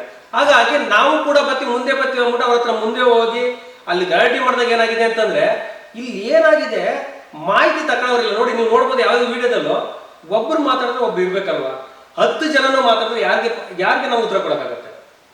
ಈಗ ಒಬ್ರಿಗೆ ತಾನೇ ಬೇಕಾಗಿರೋದು, ಒಬ್ಬರಿಗೆ ಪರಿಹಾರ ಸಿಗ್ತವ್ರೆ 10 ಜನಕ್ಕೂ ಆಗುತ್ತೆ. ಅದು 10 ಜನನು ಒಂದೊಂದರ ಮಾತಾಡಿದಾಗ ಯಾರ ಜೊತೆ ಮಾತಾಡೋದು? ನಮ್ಮ ಸಂಸ್ಥೆಯವ್ರು ಕೇಳಕ್ ಹೋದಾಗ ಐಡಿ ಕಾರ್ಡ್ ಕೇಳಿದ್ರು, ಮಾರ್ನಿಂಗ್ ಐಡಿ ಕಾರ್ಡ್ ಹಾಕೊಂಡು ಹೋಗಿದ್ದಾರೆ, ಅವ್ರ ಜೊತೆಲಿ ಲೈವ್ ಚರ್ಚೆ ಮಾಡ್ಬೇಕಾಗಿತ್ತು. ಯಾರು ಅಲ್ಲಿ ಮಾತಾಡಕ್ ಬಂದ್ರೆ ಆ ಕಡೆ ಓಡೋಗೋದು, ಆ ಕಡೆ ಮಾತಾಡಕ್ ಬಂದ್ರೆ ಈ ಕಡೆ ಓಡೋಗೋದು. ಅದಲ್ಲ, ನೇರವಾಗಿ ಕುಂತ್ಕೊಂಡು ಹೆಡ್ ಆಫೀಸ್ ಬರಬೇಕು. ಹೆಡ್ ಆಫೀಸ್ಗೆ MD ಬರೋ ಗಂಟೆ ಬೇಕಾದ್ರೆ ಧಾರಣೆ ಮಾಡಿ ಸರ್. MD ಎಲ್ಲ ಹೊರಗಡೆ ಹೋಗಿರ್ತಾರೆ. ಇವತ್ತು ಏನು ಸಮಸ್ಯೆ ಆಗುತ್ತೆ ಅಂತ ಯಾರಿಗಾರು ಗೊತ್ತಿತ್ತು ಸರ್? ಹೊರಗಡೆ ಹೋಗಿರ್ತಾರೆ, ಬಂದು ಅವ್ರು ಬಂದಾಗ ನೋಡಿ ಅದು ಕರೆಕ್ಟ್ ಇಲ್ಲ ಅಂದಾಗ ಕಂಪ್ಲೇಂಟ್ ಕೊಡ್ಬೇಕು. ಎಲ್ಲಿ ಕೊಡ್ಬೇಕು? ಕೋರ್ಟಿಗೆ ಆಗ್ಲಿ ಬಿಡಿ. ನಾವು ಲೀಗಲ್ ಆಗಿಲ್ಲ ಅಂತಂದ್ರೆ ನಾವು ಲೀಗಲ್ ಆಗಿ ತಗೋತೀವಿ. ನಾವೇನು ಇವ್ರಿಗೆ ನಾವು ಡೈರೆಕ್ಷನ್ ಕೊಡ್ಬೇಕಾಗಿಲ್ವಲ್ಲ. ನಾವು ಕದ್ದು ಮುಚ್ಚಿ ಮಾಡ್ತಿದ್ರೆ ಇವ್ರಿಗೆ ನಾವು ಇವ್ರಿಗೆ ಕೇಳಿದಂತ ಪರಿಹಾರ ಮಾಡ್ಬೋದು. ನಾವು ಕದ್ದು ಮುಚ್ಚಿ ಏನೋ ಮಾಡ್ತಾರೆ, ಓಪನ್ ಮಾಡ್ತಿರೋದಲ್ವಾ. ಓಕೆ ಸರ್, ಈ ಘಟನೆ ಬಳಿಕ ಈಗ ಕಸ್ಟಮರ್ಸ್ ಆಗಲಿ ಸದಸ್ಯರಾಗಲಿ ಬಂದು ನಿಮ್ಮ ಒಂದು ಅಂದ್ರೆ ಈ ರೀತಿ ಆಗಿದೆಯಲ್ಲ ಏನಾದ್ರು ಕೇಳೋದು ಉಂಟ ನಿಮ್ಮನ್ನ ಸಂಸ್ಥೆಗೆ? ಅವ್ರ ನಂಬಿಕೆ ಏನಪ್ಪ, ಅದಕ್ಕೆ ಏನಾರು ಬೇರೆ ಅರ್ಥ ಏನಾರು ಹೋಯ್ತಾ ಅಂತ? ಎಸ್ ಸರ್, ಈಗ ಆಲ್ರೆಡಿ ಗ್ರಾಹಕರಿಗೆ ಏನಾಗಿದೆ ನೋಡಿ, ಅವ್ರು ಹೇಳ್ಕೊಡ್ತಾ ಇದಾರೆ. ಏನಂತ ಹೇಳ್ತಿದಾರೆ ಅಂತಂದ್ರೆ, ನೋಡಿ ನಾಳೆ ಕಂಪ್ನಿ ಮಟಾಸ್ ಉಳಿಯಲ್ಲ ಕಂಪ್ನಿ. ಇವತ್ತೆಲ್ಲರೂ ಹೋಗಿ ನಾಳೆ ನೀವು ಕಟ್ಟಿರೋ ದುಡ್ಡನ್ನ ಹೋಗಿ ನೀವು ಅಲ್ಲಿ ನಿಂತ್ಕೊಂಡು ಆಫೀಸಲ್ಲಿ ನಿಂತ್ಕೊಂಡು ದುಡ್ಡು ಕೇಳಿ ಅವ್ರು ಕೊಡಲ್ಲ. ನಾವು ಇಲ್ಲಿ ಗಂಟ ಕಸ್ಟಮರ್ಗೆ ನಿಮ್ಗೆ ದುಡ್ಡು ಕಟ್ಟಿರೋ ದುಡ್ಡುಗೆ ನಾವು ಫ್ರಾಡ್ ಕೊಡ್ತೀವಿ ಅಂತ ಹೇಳಿದ್ವಿ. ಅವ್ರು ಉಳಿತಾಯ ಮಾಡೋದು ಫ್ರಾಡ್ಗೋಸ್ಕರ. ಬಟ್ ಇವತ್ತು ಮಿಡ್ಲ್ ಕ್ಲಾಸ್ ಫ್ಯಾಮಿಲಿ ಕೂಡ ಐಫೈ ಆಗಿ ಜೀವನ ಮಾಡ್ಬೋದು ಅಂತಂದ್ರೆ that is the dream deal one. ಯಾಕಂದ್ರೆ ಡ್ರೀಮ್ ಡೀಲ್ ಬಗ್ಗೆ ತುಂಬಾ ಹೆಮ್ಮೆ ಇದೆ ಸರ್.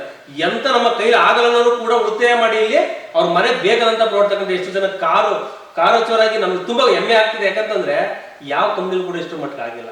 ಇವತ್ತು ಯಾಕೆ ಡ್ರೀಮ್ ಡೀಲ್ ಮೇಲೆ ಯಾಕೆ ಮಾಡ್ತಾರೆ ಅಂತಂದ್ರೆ ಓಪನ್ ಚಾಲೆಂಜ್ ಹಾಕ ಮಾಡ್ತಿದ್ದೀವಿ ಸರ್. ನಾವು ಇವತ್ತು ಯಾರೇ ಬ್ಲಾಕ್ ಮೇಲ್ ಮಾಡಿದ್ರು 10 ರೂಪಾಯಿ ಕೊಡಲ್ಲ ಸರ್, ಲೀಗಲ್ ಆಗಿದ್ದೀವಿ. ನಾವು ಇವ್ರಿಗೆಲ್ಲ ಕೊಡೋಕ್ಕಿಂತ ಗೌರ್ಮೆಂಟ್ಗೆ ಟ್ಯಾಕ್ಸ್ ಕಟ್ತಿದೀವಲ್ಲ, ನಾವು ಗೋರ್ಮೆಂಟ್ಗೆ ಮೋಸ ಮಾಡ್ತಾನೆ ಇವ್ರಿಗೆಲ್ಲ ನಾವು ಕೊಡ್ಬೇಕು ದುಡ್ಡನ್ನ. ನಾವು ಗೋರ್ಮೆಂಟ್ ಲೀಗಲ್ ಆಗಿ ಕಟ್ತಾ ಇದೀವಲ್ಲ, GST ಕಟ್ತಾ ಇದೀವಿ, ಪಾನ್ ಕಾರ್ಡ್ ಇದೆ, ಎಲ್ಲಾ ತರದ ಸರ್ಟಿಫಿಕೇಟ್ ಮಾಡ್ಕೊಂಡು ನಾವು ಮಾಡ್ತಿದೀವಿ ಅಂದ್ರೆ 3 ವರ್ಷದಿಂದ ಎಲ್ಲೋಗಿದ್ವಿ ನಾವು. ಈಗ ನೀವು ಹೇಳ್ತೀವಿ ಸರ್ GST ಕಟ್ತಿದ್ದೀವಿ, ಪಾನ್ ಕಾರ್ಡ್ ಇದೆ ಹೇಳ್ತಿದ್ದೀರಿ ಡಾಕ್ಯುಮೆಂಟ್ಸ್. ಬಟ್ ಅವ್ರು ಇನ್ನೊಂದು ಗಂಭೀರ ಆಪಾದನೆ ಮಾಡ್ತಾರೆ ಸರ್. 15 ತಿಂಗಳ ಕಂತನ್ನ ಕಟ್ಟಿಸ್ಕೊತೀರಾ, 15 ತಿಂಗಳಲ್ಲಿ 2,000 ಸೇರಿಸಿ ಅಮೌಂಟ್ ದುಡ್ಡನ್ನು ವಾಪಸ್ ಕೊಡೋದಿಲ್ಲ, ಅದಕ್ಕೆಲ್ಲ ಫರ್ನಿಚರ್ ಏನೋ ಕೊಡ್ತೀರಾ ಅಂತ. ಬಟ್ ಆ ಒಂದು ದುಡ್ಡು ಯಾವ ಬ್ಯಾಂಕ್ ಇಟ್ಟಿದ್ದಾರೆ ಅಂತ ಡೀಟೇಲ್ಸ್ ಕೊಡೋದಿಲ್ಲ, GST ಕಟ್ಟೋದಕ್ಕೆ ಡೀಟೇಲ್ಸ್ ಕೊಡೋದಿಲ್ಲ. ಹಂಗಾಗಿ ಯಾವ ರೀತಿ ಯಾವ ಒಂದು ಆಧಾರದ ಮೇಲೆ ಆ ಒಂದು ಕಂಪ್ನಿ ನಮ್ಗೆ ಕೇಳೋದು ಅಂತ ಹೇಳ್ತಿದ್ದಾರೆ. ಎಸ್ ಸರ್, ಈಗ ನೋಡಿ ನಮ್ಮ ಕಂಪ್ನಿಲಿ ಯಾವುದೇ ಕಾರಣಕ್ಕೂ ನಾವೇನು ಕ್ಯಾಶ್ ಕೈಲಿ ಇಸ್ಕತಿಲ್ಲ. ಅದಕ್ಕೆ ಒಂದು ಕಂಪ್ನಿ ಸ್ಕ್ಯಾನರ್ ಇದೆ, QR ಕೋಡ್ ಇದೆ, ನಾವು ಕೂಡ ಅಕೌಂಟ್ ಎಲ್ಲ ಮೆನ್ಷನ್ ಮಾಡಿದ್ದೀವಿ.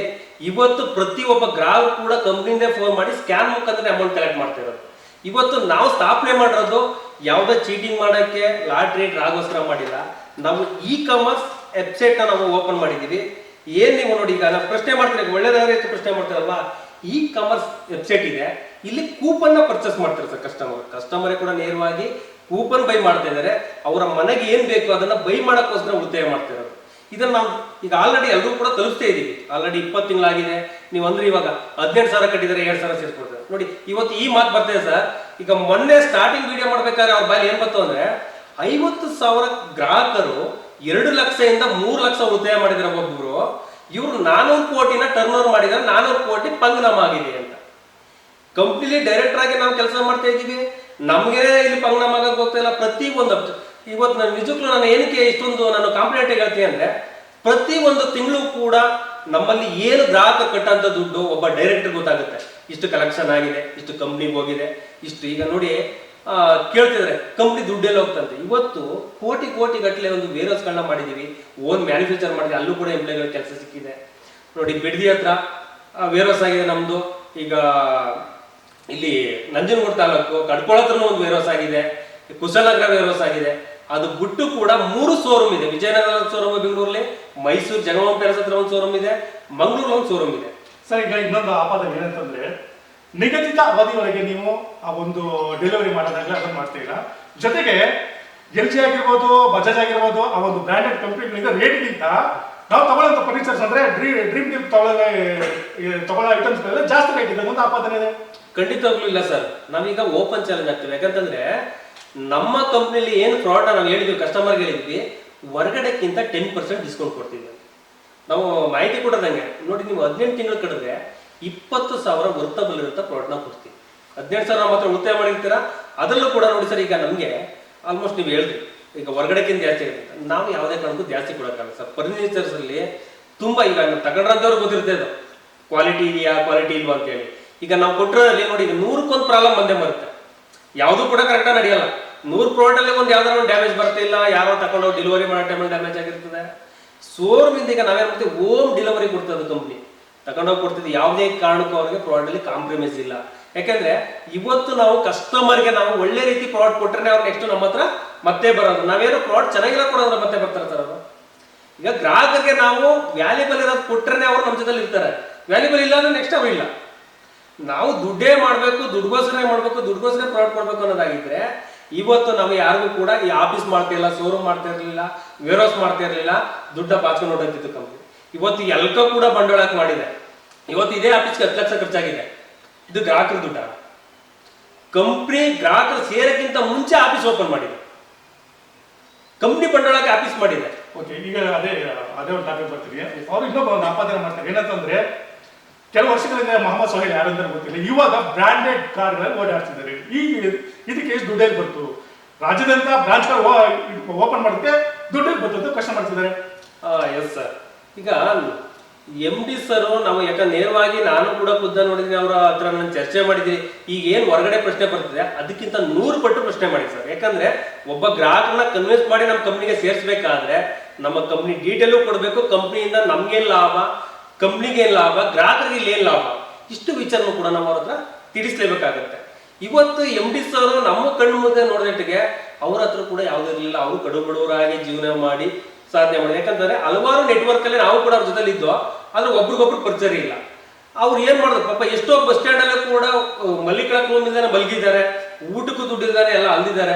ಆ ಪ್ರತಿ ಒಂದು ಶ್ರಮ ಕೂಡ ಇವತ್ತು ಅವರ ಯಶಸ್ವಿಗೆ ಕಾರಣ. ಇವತ್ತು ಏನಕ್ಕೆ ಅವರು ಐಫೈ ಕಾರ್ ಓಡಾಡ್ತಾರೆ ಅಂದ್ರೆ ಸರ್, ಈಗ ಒಬ್ಬ ಡೈರೆಕ್ಟರ್ ಆಗಿರೋರೇ ಐಫೈ ಕಾರ್ ಓಡಾಡ್ತಾ ಇದ್ದಾರೆ. ಅದು MD ಯಾವಾಗ ಓಡಾಡ್ಬೇಕು?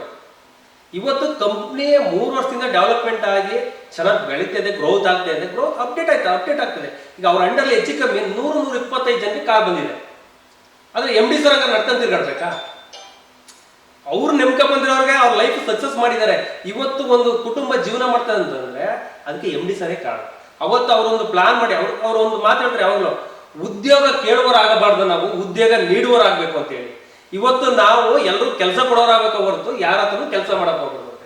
ಇವತ್ತು ಇಂಡಿಪೆಂಡೆಂಟ್ ಆಗಿ ನಿಂತಿ ಆ ವ್ಯಕ್ತಿ ಇದೊಂದು ಸ್ಥಾಪನೆ ಮಾಡಿಲ್ಲ ಅಂದ್ರೆ ಎಷ್ಟೋ ಜನಗಳು ಎಲ್ಲೋ ಇರ್ಬೇಕಾದ್ರೆ ಗ್ಯಾರಾಜು ಕೂಲಿ ನಾವು ಕಳ ಕಿತ್ಕೊಂಡು ಇರ್ಬೇಕಾದ್ರೆ. ನಾನು ಕೂಡ ಇವತ್ತು ಹೆಮ್ಮೆಯಿಂದ ಹೇಳ್ಕೊತೀನಿ, ಒಬ್ಬ ವ್ಯವಸಾಯ ಮಾಡ್ತಿದಂತವನು, ನನಗೂ ಕೂಡ ವಿದ್ಯೆ ಅಷ್ಟೊಂದಿಲ್ಲ, ನಾನು ಜಾಸ್ತಿ ಓದಿಲ್ಲ, ವ್ಯವಸಾಯ ಮಾಡ್ಕೊಂಡಿದ್ದಂಥ ವ್ಯಕ್ತಿ ಇವತ್ತು ಬಂದು ಒಂದು ಅಚೀವ್ಮೆಂಟ್ ಮಾಡಿದಾನಂತಂದ್ರೆ that is the dream day. ಇದೊಂದು ನೀವು ಬೇರೆ ನೀವು ಕಂಪ್ನಿ ಒಂದು ಹೇಳಿಕೆ ಮತ್ತು ಮೊಹಮ್ಮದ್ ಸೊಹೈಲ್ ಅವರ ಒಂದು ಶ್ರಮ ಅಂತಕ್ಕ ಪ್ರತಿಫಲ ಸಿಗತ್ತೆ ಸಹಿಸಲಾರ್ದ್ರೆ ಈ ರೀತಿ ಒಂದು ಆಪಾದನೆ ಮಾಡ್ತಿದ್ರು ಅಂತ ಹೇಳ್ತಿದ್ದೀರಾ? ಎಸ್ ಸರ್, ಹೌದು, ಖಂಡಿತವಾಗ್ಲು ಸರ್. ನೋಡಿ, ದೊಡ್ಡವರು ಆಗ್ಬಿಡ್ಬೋದು ಈಸಿಯಾಗಿ, ಆದ್ರೆ ಬಡವರು ದೊಡ್ಡವರಾಗಬೇಕಲ್ಲ. ಪ್ರತಿ ಒಂದು ಆದಿನ ಕಲ್ಲು ಮುಳ್ಳಿದೆ. ಇವತ್ತು ಒಬ್ರು ಬೆಳೀತಾರ ಅಂದ್ರೆ ಅವ್ರ ಹಿಂದೆ ಮುಂದೆ ಚುಚ್ಚಾಟ ಎಷ್ಟೆಷ್ಟೋ ನಾವಿದೆ. ನೋಡಿ ಸರ್, ಎಕ್ಸಾಂಪಲ್ಗೆ ನಾವು ಒಂದು ಕಲ್ಲನ್ನ ಕೆತ್ತನೆ ಮಾಡೋ ಗಂಟೆ ಎಷ್ಟು ಉಳಿ ಪೆಟ್ಬಿಡ್ತಾವ ಗೊತ್ತಿಲ್ಲ. ಅದು ಸಿಲೆ ಆದ್ಮೇಲೆ 100 ಜನ ಬಂದು ಕೈ ಮುಗಿತಾರೆ. ಅದು ಸಿಲೆ ಆಗಂಟೆ ಎಷ್ಟು ಕಷ್ಟ ಇರುತ್ತೆ, ಎಷ್ಟು ಶ್ರಮ ಇರುತ್ತೆ. ಆ ಕಲ್ಲು ಎಲ್ಲಿಂದ ತರ್ತಾರೆ, ಯಾವ ತರ ಕೆತ್ತನೆ ಮಾಡ್ತಾರೆ, ಇದೆಲ್ಲ ಎಕ್ಸಾಂಪಲ್ ಆಗುತ್ತೆ. ಯಾಕಂತಾರೆ ಆ 3 ದಿನ ಕೆತ್ತಿ ಪೂಜೆ ಮಾಡೋ ಗಂಟೆ ಇರೋ ಕಷ್ಟ ಯಾರು ಗೊತ್ತಿಲ್ಲ. ಪೂಜೆ ಆದ್ಮೇಲೆ ಕೆಲವ್ರು ಹೇಳ್ತಾರೆ, ಓ ಎಲ್ಲೋ ಸ್ಮಗಲ್ ಮಾಡಿ ದೊಡ್ಡವ್ರಾಗ್ಬಿಟ್ರು. ಈಗ ಯಾವುದೇ ಎಲ್ಲೇ ಹೋಗಿ ನೀವು ದೊಡ್ಡ ಮಟ್ಟದ ಬೆಳೆದಿರ ಅಂತ ಅವ್ರನ್ನ ಯಾರು ಕೂಡ ಟಚ್ ಮಾಡಕ್ ಹೋಗಲ್ಲ. ದೊಡ್ಡವರಾಗ್ತಾ ಇರ್ತಾರೆ. ಈಗ ದೊಡ್ಡವ್ರ ಮಕ್ಕಳನ್ನ ನಾನು ಹೇಳೋದಷ್ಟೇ ನೋಡಿ, ಡ್ರೀಮ್ ಡೀಲ್ ಬಂದ್ಮೇಲೆ ನನ್ನ ಮನಸ್ಸಲ್ಲೂ ಕೂಡ ಏನಾಗಿದೆ ಅಂತ ನೋಡಿ, ಡ್ರೀಮ್ ಡೀಲ್ ನಾನು ಒಬ್ಬ ರೈತರ ಮಗನಾಗಿದ್ದವನು ಇವತ್ತು ಡ್ರೀಮ್ ಡೀಲ್ ಬಂದ್ಮೇಲೆ ಒಂದು ಕ್ರಿಕೆಟ್ ಮ್ಯಾಚ್ ಆಗ್ಬೋದು, ವಾಲಿಬಾಲ್ ಟೂರ್ನಿಮೆಂಟ್ ಆಗ್ಬೋದು, ಪ್ರತಿಯೊಂದು ಯಾವುದೇ ಆಕ್ಟಿವಿಟೀಸ್ ಇರಲಿ, ಅಕಸ್ಮಾತ್ ಈ ಗೌರ್ಮೆಂಟ್ ಸ್ಕೂಲಲ್ಲಿ ಟೈ ಬೆಳೆಸ್ಕೊಡೋದಾಗ್ಬೋದು, ಈ ತರದ ನನ್ಗೆ ಬರೋಂಥ ದುಡ್ಡಲ್ಲಿ ನಾನು ಕೂಡ 5% ಖರ್ಚು ಮಾಡ್ತಾ ಇದ್ದೀನಿ. ಯಾಕೆ, ನಾನು ಒಬ್ಬ ಸಂಸ್ಥೆ ನನಗೊಂದು ಉದ್ಯೋಗಾವಕಾಶ ಕೊಟ್ಟಿದೆ. ಇದ್ರಲ್ಲಿ ಬರೋಂಥ ಲಾಭದಲ್ಲಿ ನಾನು ಕೂಡ ಏನ್ ಮಾಡ್ಬೇಕು, ಹಲವಾರು ಈಗ ಹೇಳ್ತಾರೆ ನನ್ನ ಊರಿಗೊಬ್ಬನೇ ಮಾದರಿಯಾಗಿ ವ್ಯಕ್ತಿ ಮಾಡ್ಬೇಕು ಅಂತ. ಇವತ್ತು ನಾನು ಅನ್ಕೊಂಡಿದ್ದು ಹಂಗೆ. ನಾನು ಕೂಡ ಸರ್ಕಾರಿ ಶಾಲೆಯಲ್ಲಿ 4 ವರ್ಷ ನನ್ನ ಅಧ್ಯಕ್ಷನ ಕೆಲಸ ಮಾಡಿದೆ. ಅಧ್ಯಕ್ಷನ ಕೆಲಸ ಮಾಡಿ ಅದ್ಮೇಲೆ ನಂಗೆ ಬರ್ತು. ನಾನು ಹೊರಗಡೆ ಹೋದ್ರೆ ನನ್ನ ಊರ್ನು ಕೂಡ ನಾನು ಚೆನ್ನಾಗಿ ನೋಡ್ಕೋಬಹುದು, ಶಾಲೆಗಳನ್ನ ಕೂಡ ಡೆವಲಪ್ ಮಾಡ್ಬೋದು. ಇವತ್ತು ನಾನು ಕೂಡ ದುಡ್ಡಿದೆ ಮತ್ತು ಹೊರಗಡೆ ನನ್ನ ಮಕ್ಕಳು ಎಲ್ಲೂ ಸೇರಿಸಿಲ್ಲ, ಗೌರ್ಮೆಂಟ್ ಸ್ಕೂಲಲ್ಲೇ ಸೇರಿಸಿದ್ದೀನಿ ನಾನು ಇವಾಗ. ಯಾಕಂದ್ರೆ ಗೌರ್ಮೆಂಟ್ಗೆ ಜಾಸ್ತಿ ಯಾರು ಆದ್ಯತೆ ಕೊಡ್ತಿಲ್ಲ ಸರ್. ಎಲ್ಲ ಪ್ರೈವೇಟ್ ಅಲ್ಲಿ ಓದ್ತಾರೆ, ಕೆಲಸ ಮಾತ್ರ ನೋಡಿ ಗೌರ್ಮೆಂಟ್ ಬೇಕು. ಎಜುಕೇಶನ್ ಎಲ್ಲಿ ಮಾಡ್ತಾ ಇದ್ದಾರೆ, ಪ್ರೈವೇಟ್ ಅಲ್ಲಿ ಮಾಡ್ತಾ ಇದ್ದಾರೆ, ಪ್ರಶ್ನೆ ಮಾಡ್ತಾ ಇದ್ದಾರೆ, ಮಾಡಿಸಿ ಸರ್. ಅಂದ್ರೆ ಗೌರ್ಮೆಂಟ್ ಶಾಲೆ ಚೆನ್ನಾಗಿ ಅದು ಅಭಿವೃದ್ಧಿ ಆಗಲಿ, ಮಾದರಿ ಶಾಲೆಗಳಲ್ಲಿ ಗೌರ್ಮೆಂಟ್ ಬಗ್ಗೆ ಸ್ವಲ್ಪ ಕಾಳಜಿ ಕೊಡ್ಲಿ. ಎಲ್ಲರೂ ಈಗ ನೋಡಿ, ವಕೀಲರ ಮಕ್ಕಳಾಗ್ಬೋದು, ಡಾಕ್ಟರ್ ಮಕ್ಕಳಾಗ್ಬೋದು, ಎಲ್ಲರೂ ಓದೋದಿಲ್ಲಿ ಪ್ರೈವೇಟ್ ಸಂಸ್ಥೆಯಲ್ಲಿ ಹೋಗ್ತಾ ಇದ್ದಾರೆ. ಇವತ್ತು ಕೆಲಸ ಮಾಡೋದಿಲ್ಲಿ ಗೌರ್ಮೆಂಟ್ ಜಾಬ್ ಬತ್ತು ಅಂತಾರೆ, ಎಲ್ಲ ಅವರೇ ಇರ್ತಾರೆ. ಬಡವರು ಇರೋಕ್ಕಾಗತ್ತಾ? ಅಂತ ನಿರುದ್ಯೋಗಿಗಳಿಗೆ ಅವಕಾಶ ಮಾಡ್ಕೊಂಡು ಒಂದು ಕಂಪ್ನಿ ಕೆಲಸ ಮಾಡ್ತಾ ಅಂದ್ರೆ ಸಾಥ್ ಕೊಡ್ಬೇಕು ಸರ್. ಇದಕ್ಕೆ ಉದ್ಯೋಗ ಅವಕಾಶನ ಒಂದು ಎಷ್ಟೋ ಜನಗಳು ಕನ್ಸು ಕಾಣ್ತಿರೋ ಈಡೇರಿಸಿದ ಕಂಪ್ನಿ ಅಂತಂದ್ರೆ ಸಾಥ್ ಕೊಡ್ಬೇಕು. ನನ್ಗೆ ಇನ್ನೊಂದು ಖುಷಿ ಇದೆ ಸರ್, ಹೆಮ್ಮೆ ಇದೆ. ಯಾಕೆಂದ್ರೆ ಈ ಕಂಪ್ನಿನ ಕೆಲಸ ಮಾಡ್ತೀನಿ ಅಂದ್ರೆ ನನ್ಗೇನಾದ್ರು ಕಂಪ್ನಿ ಮೇಲೆ ಒಂದು ಕಪ್ ಚುಕ್ಕೆ ಬತ್ತು ಅಂತ ನನಗೂ ಕೂಡ ಬೇಜಾರಿದೆ. ಯಾಕಂತಂದ್ರೆ ಇವತ್ತು ನಾನು ಗ್ರಾಹಕರನ್ನೆಲ್ಲ ಕಳಿಸ್ತಾ ಇದ್ದೀವಿ, ನಾಳೆ ದಿನ ನಮ್ಮ ಕಂಪ್ನಿ ಕರೆಕ್ಟಾಗಿದೆ ಇಲ್ವಾ ಅಂತ ನಮಗೂ ಕೂಡ ಗೊತ್ತಾಗುತ್ತಲ್ವಾ. ಇವತ್ತು ಸರ್ ಕೇಳೋದು ತಪ್ಪಿಲ್ಲ, ನನಗೆ ಡಾಕ್ಯುಮೆಂಟ್ ಕೊಡಿ ಅಂತ. ಡಾಕ್ಯುಮೆಂಟ್ ಅವ್ರು ಯಾರು ಸರ್ ಕೇಳಕ್ಕೆ? ಒಂದು ಲಾಯರ್ ಆಗಿದ್ರೆ ಲಾಯರ್ ಮುಖಾಂತರವಾಗಿ ಒಂದು ಕೇಸ್ ಹಾಕಿ ತಗೊಂಡು ಆ ಡಾಕ್ಯುಮೆಂಟ್ ತಕೊಂಡು ನಮ್ಮ ಕಂಪ್ನಿ ಇಲ್ಲೀಗಲ್ ಅಂತ ತೋರಿಸಿದ್ರೆ ನಮಗೂ ಕೂಡ ಖುಷಿ ಆಗುತ್ತೆ. ಇವರು ಹೋರಾಟ ಮಾಡಿದ್ರೆ ತೋರಿಸುತ್ತೆ ಕಂಪ್ನಿ ಕರೆಕ್ಟ್ ಆಗಿದ್ರೆ. ಇವತ್ತು ಗ್ರಾಹಕರು ಎಷ್ಟು ಜನ ಇವತ್ತು ನಮಗೆ 12 ಗಂಟೆ 1 ಗಂಟೆ ರಾತ್ರಿ ಎಲ್ಲ ಫೋನ್ ಮಾಡ್ತಾ ಇದ್ದಾರೆ. ಈಗ ಗ್ರಾಹಕರಿಗೆಲ್ಲ ತಿಳಿಸಿದ ಗೊಂದಲ ಮಾಡಾಗತ್ತೆ ಆಯ್ತಾ, ನೇರ ಕೋರ್ಟಿಗೆ ಕೇಸ್ ಹಾಕ್ಬೇಕಾಯ್ತಲ್ಲ. ಕಂಪ್ನಿ ಮೇಲೆ ಹೋಗಿ ಕೇಸ್ ಹಾಕ್ಬಿಟ್ಟು ಅಲ್ಲಿ ಏನಿದೆ ವಿಚಾರಣೆ ತಿಳ್ಕೊಂಡ್ಬಂದು ಆಮೇಲೆ ಕಂಪ್ನಿ ಮುಚ್ಚಿಸ್ಬೇಕು. ಇವಾಗ ಹೇಳ್ತಿದ್ದಾರೆ ಸರ್, ನನ್ನ ಮುಖ್ಯಮಂತ್ರಿ ಸಿದ್ದರಾಮಯ್ಯ ಅವರಿಗೆ ಕಂಪ್ಲೇಂಟ್ ಕೊಡ್ತೀನಿ, ಕಾನೂನು ರೀತಿಯಲ್ಲಿ ಹೋರಾಟ ಮಾಡ್ತೀನಿ, 1 ವಾರದೊಳಗೆ ನನ್ನ ಕಂಪ್ನಿ ಮುಚ್ಚಿಸ್ತೀನಿ ಒಂದು ಸವಾಲ್ ಆಗ್ತಾರೆ. ಖಂಡಿತವಾಗ್ಲೂ ಆಗಲ್ಲ ಸರ್, ಸಾಧ್ಯ ಆಗಲ್ಲ ಸರ್. ಈ ಕಂಪ್ನಿ ಬಗ್ಗೆ ಎಷ್ಟೋ ಬಡ ಜನಗಳ ಕನಸಿದೆ, ಮಾಡ್ತಾ ಇದ್ದಾರೆ. ಇಲ್ಲಿ ಲೀಗಲ್ ಆಗಿ ಇವತ್ತು ಕೂಡ ಸರ್ ನಾನು ಕಂಪ್ನಿ ಕೆಲಸ ಮಾಡ್ಬೇಕಾದ್ರೂ ಕೂಡ ಇವತ್ತು ಕಂಪ್ನಿ ಏನ್ ಮಾಡುತ್ತೆ ಅಂದ್ರೆ, ಕಂಪ್ನಿ MD ಅವ್ರು ಹೇಳೋದು ಒಂದೇ ಮಾತು, ನಮ್ಮಲ್ಲಿ ಬರೋಂಥ ಗ್ರಾಹಕರಿಗೆ 10 ರೂಪಾಯಿ ಕೂಡ ಮೋಸ ಆಗ್ಬಾರ್ದು. ಮತ್ತೆ ನಮ್ಮ ಪ್ರಮೋಟರ್ ಕೂಡ ಅಗ್ರಿಮೆಂಟ್ ಮಾಡಿದೆ ಕಂಪ್ನಿ. ಯಾವ ರೀತಿ ನಾವು ನಾನು ಕಸ್ಟಮರ್ ನಾನು ಆ್ಯಡ್ ಮಾಡಿದ್ರು ಕೂಡ ನಾನು ಅಗ್ರಿಮೆಂಟ್ ಹಾಕೊಡ್ಬೇಕು ಕಂಪ್ನಿಗೆ. ಯಾವ ರೀತಿ ಈ ಕರ್ಕೊಂಡಂತ ಕಸ್ಟಮರ್ನ ಕೊನೆ ತನಕ ಪ್ರಾಡಕ್ಟ್ ಕೊಡ್ಸೋ ಗಂಟ ಜವಾಬ್ದಾರಿ ನಮ್ದಾಗಿರುತ್ತೆ. ಈ ಗ್ರಾಹಕರು ಕಟ್ಟಿದಂತ ದುಡ್ಡು ಮಿಸ್ಯೂಸ್ ಆಗಿದ್ರು ಕೂಡ ನನ್ನ ಮೇಲೆ ಹಾಕ್ಸಂತಾಗತ್ತೆ ಕಂಪ್ನಿ, ನನ್ನನ್ನು ಕೂಡ ಕೆಲಸದಿಂದ ತೆಗೆದಾಕತ್ತೆ. ಅಷ್ಟು ಕೂಡ ಸ್ಟ್ರಿಕ್ಟ್ ಆಗಿ ಎಲ್ಲ ಪ್ರಮೋಟರ್ಗೂ ಕೂಡ ವಾರ್ನ್ ಮಾಡಿದೆ, ಡೈರೆಕ್ಟರ್ ಕೂಡ ವಾರ್ನ್ ಮಾಡಿದೆ. ಎಲ್ಲರೂ ಕಂಡೀಷನ್ ನಡ್ಕೊಬತ್ತಿದೆ. ಇಲ್ಲಿ ನಾನು ಹೇಳ್ತೀನಿ ಸರ್, ಎಂಥವ್ರು 1000 ಜನ ಬಂದ್ರು ಕೂಡ ಕಂಪ್ನಿ ಮುಚ್ಚಕ್ಕಾಗಲ್ಲ ಸರ್. ಯಾಕೆಂದ್ರೆ ಕಂಪ್ನಿ ಲೀಗಲ್ ಆಗಿದೆ, ಲೀಗಲ್ ಹೋಗ್ತಿದೆ. ಇವತ್ತು ಕೂಡ ಎಲ್ಲ ಪ್ರೊಸೀಜರ್ ಲೀಗಲ್ ಆಗಿ ನಡೀತದೆ. ಯಾಕಂತಾರೆ ಕೆಲವೊಬ್ರು ಕೇಳ್ತಿರ್ತಾರೆ, ಏನು ಅವರೆಲ್ಲ ಏನು ಡೈಲಿ 2 ವಿಡಿಯೋ 3 ವಿಡಿಯೋ ಹಾಕ್ತಾರೆ, ನಿಮ್ಮ ಕಂಪ್ನಿಯಿಂದ ರೆಸ್ಪಾನ್ಸ್ ಬರ್ತಿಲ್ಲ. ಸರ್, ಯಾರೋ ಒಬ್ರು ಕೊಚ್ಚೆಗೆ ಕಲ್ಲೆಸ್ರೆ ಆರೋದು ನಮ್ಗೆ ಅಲ್ವಾ? ನಾವೇ ಕೊಚ್ಚೆಗೆ ಕಲ್ಲಿಡ್ಬೇಕು. ಲೀಗಲ್ ಆಗಿ ಅವ್ರು ಕೇಳ್ತಿದ್ದಾರೆ ಅಂದ್ಮೇಲೆ ನಾವು ಲೀಗಲ್ ಆಗಿ ಎಲ್ಲಿ ಕೊಡ್ಬೇಕು ಅವ್ರಿಗೆ ಅಲ್ಲಿ ಕೊಡ್ತೀವಿ. ಈಗ ಅಂದ್ರೆ ನಿಮ್ಮ ಮುಂದಿನ ಹೋರಾಟ ಕಾನೂನು ರೀತಿಯಲ್ಲಿ ಹೋರಾಟ ಮಾಡ್ತೀರಾ? ನಾನು ಸತ್ಯವಾಗಲು ಸರ್, ನಾವು ಕಾನೂನು ರೀತಿಯಲ್ಲಿ ಹೋಗ್ತಾ ಇದೀವಿ, ಕಾನೂನು ರೀತಿಯಲ್ಲಿ ಅವರಿಗೆ ಮುಗಿಸ್ತೀವಿ ಸರ್. ಅವ್ರು ಯಾರು ಸರ್ ಮುಗಿಸಕ್ಕೆ? ಕಂಪ್ನಿ ಕಟ್ಟೋದು ನಾವು ಬಡವರೆಲ್ಲ ಸೇರ್ಕೊಂಡು ಕೆಲಸ ಮಾಡಿರೋದು ಇಲ್ಲಿ. ಇವತ್ತು ಈ ಸಂಸ್ಥೆನ ಪ್ರೀತಿಯಿಂದ ಕಟ್ಟಿದೀವಿ ಹೊರತು ಯಾವುದೇ ರೀತಿ ಬ್ಲಾಕ್ ಮೇಲ್ ಕಟ್ಟಿಲ್ಲ. ಅದಕ್ಕೆ ನಾವು ಯಾರು ಬ್ಲಾಕ್ ಮೇಲ್ ಮಾಡಿ ಬಂದ್ರೆ ಯಾರು ಕೂಡ ನಾವು ಎದುರೋದು ಇಲ್ಲ. ಇದು ಲೀಗಲ್ ಆಗಿ ಹೋಗುತ್ತೆ ಸರ್. ಎಲ್ಲಿ ಗಂಟೆ ಹೋದ್ರು ಅವ್ರು ನಮ್ಮ ಮುಚ್ಚಕ್ ಹೋದ್ರೆ ಅವರಿಂದನೇ ನಾನು ತೆಗಿತೀನಿ ಸರ್. ಈಗ ಪುಟ್ಟಗೌಡ ವಿರುದ್ಧ ಬ್ಲಾಕ್ ಮೇಲ್ ಆರೋಪ ಮಾಡ್ತಿದ್ದಾರೆ. ಬ್ಲಾಕ್ ಮೇಲ್ ಆರೋಪಕ್ಕೆ ಸಂಬಂಧಪಟ್ಟಂಗೆ ಪ್ರೂಫ್ ಇದೆ ನಿಮ್ಮ ಹತ್ರ? ಸರ್, ಖಂಡಿತವಾಗ್ಲೂ ಕೂಡ ನಮ್ಮ MD ಸರ್ ಫೋನ್ ಮಾಡಿದಾಗಲೇ ಹೇಳಿದ್ರು, ಏನಂತ ಹೇಳಿದ್ರು, 1 ಕೋಟಿ 2 ಕೋಟಿ ಕೊಟ್ಟರು ಕೂಡ ನಾನು ಇದಕ್ಕೆ ನಾನು ಸ್ಪಂದಿಸಲ್ಲ, ನಿಮ್ಮನ್ನ ಬೀದಿಗೆ ಎಳ್ದೇ ಹೇಳ್ತೀನಿ. ಕಂಪ್ನಿನ ಮುಚ್ಚೆ ಅನ್ನೋ ಒಂದು ಆಡಿಯೋ ಸಿಕ್ಕಿದೆ. ಆಡಿಯೋ ಮುಖಾಂತರ ಅದು ಎಲ್ಲ ಗ್ರೂಪ್ ಹಾಕಿರೋ ವಿಡಿಯೋಗೆಲ್ಲ ಅದು ಶೇರ್ ಮಾಡಿದೀವಿ. ಇನ್ನೂ ಕೆಲವೊಂದು ಎವಿಡೆನ್ಸ್ ಇದೆ. ಅವ್ರು ಹಿಂಗೆ ಮುಂದುವರೆದ್ರೆ, ಯಾಕಂದ್ರೆ ದಯವಿಟ್ಟು ನಾವು, ಯಾಕಂದ್ರೆ ಅವ್ರು ಯಾವ್ದಾಗ್ಲೂ ಹೋಗ್ತಾರೆ ಅದ್ರಲ್ಲಿ ನಾವು ಹೋಗ್ಬೇಕಾಗುತ್ತೆ. ಹಾಗಾಗಿ ನಾವು ನ್ಯಾಯದಾರಲ್ಲಿ ಹೋಗ್ತೀವಿ, ಯಾವುದೇ ಕಾರಣಕ್ಕೂ ಹೋಗಲ್ಲ. ಅವ್ರು ಯಾವ ರೀತಿ ಕ್ವಶನ್ ಕೇಳ್ತಾರೆ ಆ ರೀತಿಲಿ ಹೋಗಿ. ಇವತ್ತು ನಮ್ಮ MD ಅವ್ರು ಹೇಳ್ತಿದ್ದಾರೆ, ನೀವು ಆರಾಮಾಗಿರಿ, ನಾನು ಲೀಗಲ್ ಆಗಿದ್ದೀನಿ, ಯಾರು ಭಯ ಪಡಬೇಡಿ, ಕಟ್ಟಂತ ಗ್ರಾಹಕರಿಗೆ 10 ರೂಪಾಯಿ ಕೂಡ ಮೋಸ ಮಾಡಲ್ಲ. ಇವತ್ತು ಅವ್ರು ಓಪನ್ ಆಗಿ ಹೇಳ್ತಾರೆ, ನಾನು ಒಳ್ಳೇದಾಗಿ ನಾನು ಬರೀ ಕರ್ನಾಟಕಕ್ಕೋಸ್ಕರ ಬಂದಿಲ್ಲ, ಆಲ್ ಓವರ್ ಇಂಡಿಯಾ ನಾನು ತಗೊಂಡು ಹೋಗ್ಬೇಕಿದ್ದನ್ನ. ಹಾಗಾಗಿ ಇವತ್ತು ನಮ್ಮನ್ನ ನಾವು ಯಾವತ್ತಿನ ಉಲ್ತಾರ ನಮ್ಮನ್ನ ಯಾವತ್ತು ತುಳಿದ್ರು ಕೂಡ ನಾವು ಚಿಗುರ್ತಾ ಇರ್ತೀವಿ, ಯಾರಿಗೂ ಬೊಗ್ಗಲ್ಲ. ಇವತ್ತು ನಾನು ನನ್ನ ಸಂಸ್ಥೆ ಕಟ್ಟಬೇಕಾದ್ರೆ ನಾನು ಅಕ್ಕ ತಂಗಿ ಜೊತೆ ಕೊಟ್ಟಿದ್ದೀನಿ, ತಾಯಂದಿರ ಜೊತೆ ಕೊಟ್ಟಿದ್ದೀನಿ. ಇವತ್ತು ನಾನು ಅವ್ರಿಗೆ ಮೋಸ ಮಾಡಿ ಅವರ ಬೆವರನಿ ನನಗೆ ಗೊತ್ತಿದೆ, ನಾನು ದುಡ್ಕೊಂಬಂದಿದ್ದೀನಿ, ನಾನು ಯಾವತ್ತೂ ಮೋಸ ಮಾಡಲ್ಲ. ಇವತ್ತೇನಾದ್ರೂ ನಾನು ಗ್ರಾಹಕರಿಗೆ ಮೋಸ ಮಾಡಿದ್ರೆ ನನ್ನನ್ನು ಅನ್ನಲ್ಲ, ನನ್ನ ಮಗ ನಾಳೆ ದಿನ ನಿಂತಿದ್ದಾರೆ, ಕಳ್ಳಿನ ಮಗ ಅಂತ ಹೇಳ್ತಾರೆ. ಆ ಬಿರುದ ನನ್ನ ಬೇಕಾ? ನಾನು ಚೆನ್ನಾಗಿರ್ಬೇಕು ಅಂದ್ರೆ ನಂಗೆ ಇರೋದೇ ಸಾಕಾಗಿತ್ತು. ನನ್ನಿಂದ 100 ಜನಕ್ಕೆ ಒಳ್ಳೇದಾಗಬೇಕು, ಆ ಕೆಲಸನ ಮಾಡ್ತೀನಿ. ಯಾವುದೇ ಕಾರಣಕ್ಕೂ ನಾವು ಬಿಡಲ್ಲ ಇದನ್ನ. ನೀವು ಆರಾಮಾಗಿರಿ, ನೀವು ಪಾಡ ನಿಮ್ ಕೆಲಸ ಮಾಡಿ, ಗ್ರಾಹಕರಿಗೆ ಏನೋ ತಲೆ ಕೆಡಿಸ್ಕೊಳಕ್ ಹೋಗ್ಬಿಡಿ. ಅವ್ರಿಗೆ ಯಾರು ಕ್ಲೋಸ್ ಆಗಿದೆ ಅವ್ರಿಗೆಲ್ಲ ಪ್ರಾಡಕ್ಟ್ ಕೊಡ್ಸಿ ಅಂತಾನೆ ಭರವಸೆ ಕೊಡ್ತೇವೆ. ಓಕೆ, ಇಷ್ಟೆಲ್ಲ ಆರೋಪಗಳಿಂದ ಸರ್ ಎಲ್ಲ ಒಂದು ಡ್ರೀಮ್ ಡೀಲ್, ನಂಬಿಕೆಗೊಂದು ಅರ್ಹವಾಗಿರೋ ಡ್ರೀಮ್ ಡೀಲ್ ಏನೋ ಒಂಥರ ಕಪ್ಚಿಕ್ ಅನ್ಸುತ್ತೆ. ಇದರಿಂದ ಏನಾದ್ರು ಕಸ್ಟಮರ್ಸ್ ಕಳ್ಕೊಳ್ಳುವ ಒಂದು ಆತಂಕ ಇದೆಯಾ? ಇದು ಯಾವ ರೀತಿ ನೀವು ಸರಿದೂಗಿಸ್ಬೋದು ಸರ್? ಅಂದ್ರೆ ಗ್ರಾಹಕರಾಗಿ ಸದಸ್ಯರಿಗೆ ಯಾವ ರೀತಿ ಒಂದು ನಂಬಿಕೆ ಕೊಡಿಸ್ತೀರಾ ಮತ್ತಷ್ಟು?